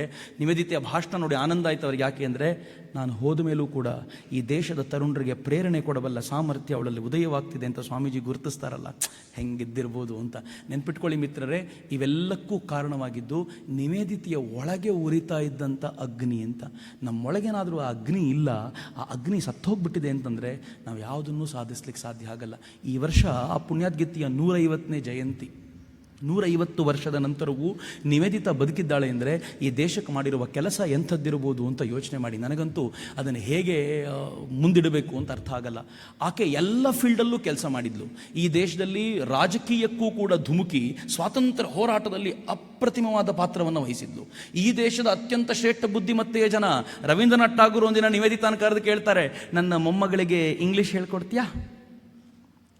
ನಿವೇದಿತಾ ಹೇಳಿದ್ದು ಸಾಧ್ಯ ಇಲ್ಲ, ಮೊದಲು ಬಂಗಾಳಿ ಕಲಿಸಿ ಅವಳಿಗೆ, ಆಮೇಲೆ ಇಂಗ್ಲೀಷ್ ಹೇಳ್ಕೊಡ್ತೀನಿ. ಮೊದಲು ಬಂಗಾಳಿ ಕಲಿಸದೆ ನಿಮ್ಮಂಥವ್ರು ಇಂಗ್ಲೀಷ್ ಕಲಿಸ್ಬಿಟ್ರೆ ಬಂಗಾಳಿನ ಯಾರು ಕಲಿಬೇಕು ಅಂತ ರವೀಂದ್ರನಾಥ್ ಠಾಗೂರ್ಗೆ ಬುದ್ಧಿ ಹೇಳ್ತಾಳಲ್ಲ ನಿವೇದಿತಾ. ಯೋಚನೆ ಮಾಡಿ ಏನಿರ್ಬೋದು ಆ ಹೆಣ್ಮಗಳ ಸಾಮರ್ಥ್ಯ. ಎಲ್ಲಿವರೆಗೂ ನಿವೇದಿತಾ ಅಂತಂದ್ರೆ, ಸುಬ್ರಹ್ಮಣ್ಯ ಭಾರತಿ ಅಂತ ಆ ಕವಿಯನ್ನು ಉಲ್ಲೇಖ ಮಾಡಿದ್ರು ಆದರಣೀಯ ನಾಗರಾಜ್ಜಿಯವರು. ಸುಬ್ರಹ್ಮಣ್ಯ ಭಾರತಿ ತಾನು ಬರೆದ ಪುಸ್ತಕದಲ್ಲಿ ಆ ಪುಸ್ತಕವನ್ನ ನಿವೇದಿತಾಗೆ ನಿವೇದಿಸಿ ಏನ್ ಹೇಳ್ತಾರೆ ಗೊತ್ತಾ? ನನ್ನ ಪಾಲಿಗೆ ಸಾಕ್ಷಾತ್ ಭಾರತ ಮಾತೆಯ ದರ್ಶನ ಮಾಡಿಸಿದವಳು ನಿವೇದಿತಾ, ಅವಳಿಗೆ ಈ ಪುಸ್ತಕದ ಸಮರ್ಪಣೆ ಅಂತ ಐರ್ಲೆಂಡಿನಿಂದ ಬಂದಂತ ಹೆಣ್ಮಗಳಿಗೆ ಸುಬ್ರಹ್ಮಣ್ಯ ಭಾರತಿ ಪುಸ್ತಕ ಸಮರ್ಪಿಸ್ತಾರೆ ಅಂದರೆ ಎಂಥ ಶ್ರೇಷ್ಠ ವ್ಯಕ್ತಿ ಇರ್ಬೋದು ಆ ಹೆಣ್ಮಗಳು ಅಂತ ಯೋಚನೆ ಮಾಡಿ ಮಿತ್ರರೇ. ಹೇಗೆ ವಿವೇಕಾನಂದರು ಪಶ್ಚಿಮದ ಬುದ್ಧಿಮತ್ತೆಯನ್ನು ಪ್ರಭಾವಿಸಿದರೋ ಹಾಗೆ ನಿವೇದಿತಾ ಭಾರತದ ಬುದ್ಧಿಮತ್ತೆಯನ್ನು ಪ್ರಭಾವಿಸಿ ಇಡೀ ದೇಶದಲ್ಲಿ ಸ್ವಾತಂತ್ರ್ಯದ ಕಿಡಿ ಹೊತ್ತುವಂತೆ ಮಾಡಿದ್ಲಲ್ಲ, ಆ ಪುಣ್ಯಾದ್ಗೀತೆಯ ಕೆಲಸ ಹೇಳಿ ಮುಗಿಸುವಂಥದ್ದಲ್ಲ. ನಾನು ಯಾಕೆ ಇಷ್ಟನ್ನು ನಿಮ್ಮ ಜೊತೆ ಹಂಚ್ಕೊಳ್ತಿದ್ದೀನಿ ಅಂತಂದರೆ, ಆ ಥರದೊಂದು ಅಗ್ನಿ ನಮ್ಮೊಳಗೆ ಉರಿಬೇಕು ಅಂತ. ಎಷ್ಟು ದಿನ ಸತ್ತಂತೆ ಬದುಕೋದು? ಸತ್ತೋಗ್ಬಿಟ್ರೆ ಟೆನ್ಷನ್ ಇಲ್ಲ. ಈ ಸತ್ತಂತೆ ಬದುಕೋದಿದೆಯಲ್ಲ, ಇದು ಭಾರಿ ಕಷ್ಟ. ಸತ್ತಂತಿಹರನು ಬಡಿದೆಚ್ಚರಿಸುವಂತ ಕುವೆಂಪು ಹೇಳಿದ್ರಲ್ಲ, ನಮಗೆ ಹೇಳಿದ್ದದು. ನಾವೆಲ್ಲ ಹೆಂಗೆ ಸತ್ತಂತಿದ್ದೀವಿ ಅಂತಂದ್ರೆ, ಯಾವ ಕೆಲಸ ಮಾಡ್ಲಿಕ್ಕಾಗದೆ ಎಲ್ಲವನ್ನು ಕೈ ಬಿಟ್ಟು ಕೂತು ಬಿಟ್ಟಿದ್ದೀವಿ. ಇವತ್ತು ಮತ್ತೆ ಒಳಗೊಂದು ಬೆಂಕಿ ಹೊತ್ಕೊಂಡು ಉರಿಬೇಕು. ಇದು ಹೆಂಗಿರಬೇಕು ಅಂದ್ರೆ, ಮತ್ತೆ ಭಾರತವನ್ನು ವಿಶ್ವರೂಪಿಯಾಗಿ ನಿಲ್ಲಿಸಬೇಕು ಅಂತ. ಈಗಾಗಲೇ ಆ ಹಂತಕ್ಕೆ ಭಾರತ ಬಂದಿದೆ. ಇವತ್ತಿನ ಭಾರತ ಹೆಂಗಿದೆ ಅಂತಂದ್ರೆ, ಇಡೀ ಜಗತ್ತು ಭಾರತಕ್ಕೆ ನತಮಸ್ತಕವಾಗ್ತಾ ಇದೆ.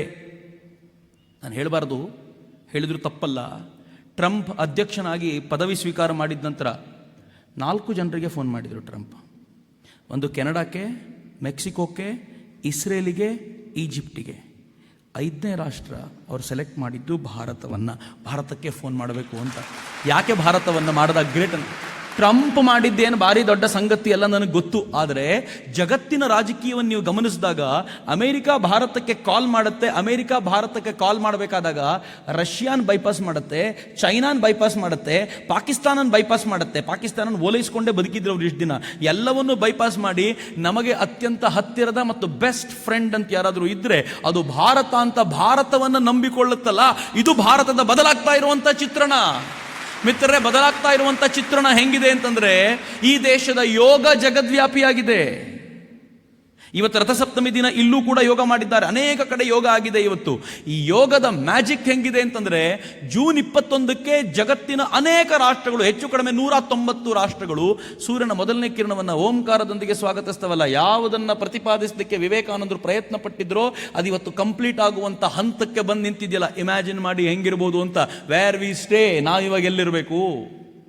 ನನಗಂತೂ ಒಂದಂತೂ ಅನ್ಸುತ್ತೆ, ನಂಗೆ ಗೊತ್ತಿಲ್ಲ ಎಷ್ಟು ಜನ ಫೀಲ್ ಮಾಡ್ತಿರೋ, ನಾವೆಲ್ಲರೂ ಪುಣ್ಯವಂತರು. ಯಾಕೆ ಅಂದರೆ ವಿವೇಕಾನಂದರ 150ನೇ ಜಯಂತಿ ನೋಡಿದ್ವಿ, ಭಾಗವಹಿಸಿದ್ವಿ. ನಿವೇದಿತಾ 150ನೇ ಜಯಂತಿಯಲ್ಲೂ ಭಾಗವಹಿಸುವಂಥ ಅವಕಾಶ ಸಿಕ್ತು. ಎಷ್ಟು ಜನರಿಗೆ ಸಿಗ್ತಾರೆ ಇದು? ಎಷ್ಟೋ ಜನ ವಿವೇಕಾನಂದರ 150ನೇ ಜಯಂತಿ ಮುಗಿಸಿ ಇಲ್ಲಿಗೆ ಬರೋದ್ರೊಳಗೆ ಪ್ರಾಣ ಕಳ್ಕೊಂಡ್ಬಿಟ್ರು. ಎಷ್ಟೋ ಜನಕ್ಕೆ 150ನೇ ಜಯಂತಿಯಲ್ಲಿ ಭಾಗವಹಿಸುವ ಅವಕಾಶ ಇರಲಿಲ್ಲ. ನಮ್ಗೆ ಎರಡೂ ಸಿಕ್ಕಿದೆ. ವಿವೇಕಾನಂದರ 150ನೇ ಜಯಂತಿಗೆ ಭಾರತದ ಮೇಲ್ಮುಖ ಪಯಣ ಶುರುವಾಗಿತ್ತು. ನಿವೇದಿತೆಯ 150ನೇ ಜಯಂತಿಗೆ ಒಂದು ಅತ್ಯಂತ ಉನ್ನತವಾದ ಹಂತವನ್ನು ತಲುಪುವಂಥ ಎಲ್ಲ ಲಕ್ಷಣವನ್ನು ಭಾರತ ತೋರಿಸ್ತಾ ಇದೆ. ಭಾರತ ಬಲಾಢ್ಯವಾಗಿ ಬೆಳೀತಾ ಇದೆ. ಆದರೆ ಒಳಗಿರುವಂಥ ನಾವು ಕುಸಿದು ಕುಸಿದು ಕುಸಿದು ಕುಸಿದು ಹೋಗ್ತಾ ಇದ್ದೇವೆ. ತುಂಬ ಶಕ್ತಿ ಸಾಮರ್ಥ್ಯವನ್ನು ಕಳ್ಕೊಂಡು ನಾಶವಾಗ್ತಿದ್ದೀವಿ. ಮಿತ್ರರೇ, ನೆನ್ಪಿಟ್ಕೊಳ್ಳಿ, ನಮ್ಮ ಜೀವನ ಇರಬೇಕಾಗಿರೋದು ಯಾವುದೋ ಸಿನಿಮಾ ಸ್ಟಾರ್ ಕಂಡಾಗ ಚಪ್ಪಾಳೆ ಹೊಡಿಲಿಕ್ಕಲ್ಲ. ನಮ್ಮ ಜೀವನ ಇರಬೇಕಾಗಿರೋದು ನಮ್ಮ ಜೀವನವನ್ನು ಪೂರ್ತಿ ಹಾಳು ಮಾಡಿಕೊಂಡು ಇಂದ್ರಿಯಗಳಿಗೆ ದಾಸರಾಗಿ ಬದುಕಲಿಕ್ಕಲ್ಲ. ನಮ್ಮ ಜೀವನ ಇರಬೇಕಾಗಿರೋದು ಈ ದೇಶವನ್ನು ದೂಷಿಸಿಕೊಂಡು ಬದುಕಲಿಕ್ಕಲ್ಲ. ಬದಲಿಗೆ ನಮ್ಮ ಜೀವನ ಇರಬೇಕಾಗಿರೋದು ಈ ರಾಷ್ಟ್ರಕ್ಕೋಸ್ಕರ ಸಮರ್ಪಣೆಯಾಗಲಿಕ್ಕೆ ಅಂತ ಯಾವತ್ತು ಭಾವಿಸ್ತೀವಲ್ಲ, ಆಗ ಹೊಸ ಭಾರತ ನಿರ್ಮಾಣ ಆಗುತ್ತೆ. This is high time. ನನ್ನ ತಂದೆ ಇದನ್ನು ಹೇಳಿರಲಿಲ್ಲ ಅಂತಂದರೆ ನಂಗೆ ಬೇಜಾರಿಲ್ಲ. ಯಾಕೆಂದರೆ ಇಡೀ ಭಾರತ ಒಮ್ಮುಖವಾಗಿರಲಿಲ್ಲ.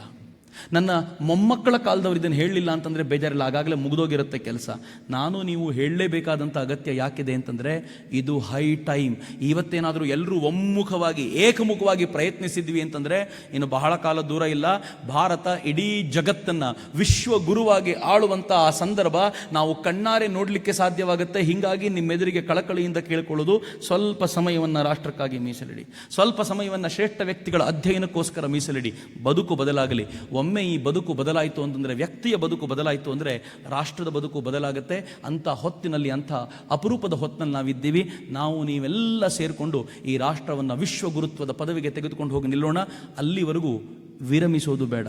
ಏಳಿ ಎದ್ದೇಳಿ ಗುರಿ ಮುಟ್ಟುವ ತನಕ ನಿಲ್ಲದಿರಿ ಅಂತ ತರುಣರಿಗೆ ಏನು ಕರೆ ಸ್ವಾಮೀಜಿ ಕೊಟ್ಟಿದ್ರೋ ಆ ಸಂದೇಶವನ್ನು ಪೂರ್ಣ ಪ್ರಮಾಣದಲ್ಲಿ ಉಪಯೋಗಿಸಿಕೊಳ್ಳೋಣ ಅಂತ ಅತ್ಯಂತ ಕಳಕಳಿಯಿಂದ ಹಾರೈಸ್ತಾ, ಪ್ರೀತಿಯಿಂದ ಆಲಿಸಿದೆ ನಿಮಗೆಲ್ಲರಿಗೂ ಆದರಪೂರ್ವಕವಾಗಿ ವಂದಿಸ್ತೀನಿ. ಪ್ರೀತಿಯಿಂದ ಕರೆಸಿದಂಥ ರಾಮಕೃಷ್ಣ ಆಶ್ರಮ ಬೆಳಗಾವಿಯವರಿಗೂ ನಾನು ಅಷ್ಟೇ ಪ್ರೀತಿಪೂರ್ವಕವಾಗಿ ವಂದಿಸ್ತೀನಿ. ಒಂದು ಸಲ ಭಾರತ್ ಮಾತೆಗೆ ಒಂದು ಜೈಕಾರ ಹಾಕಬೇಕು.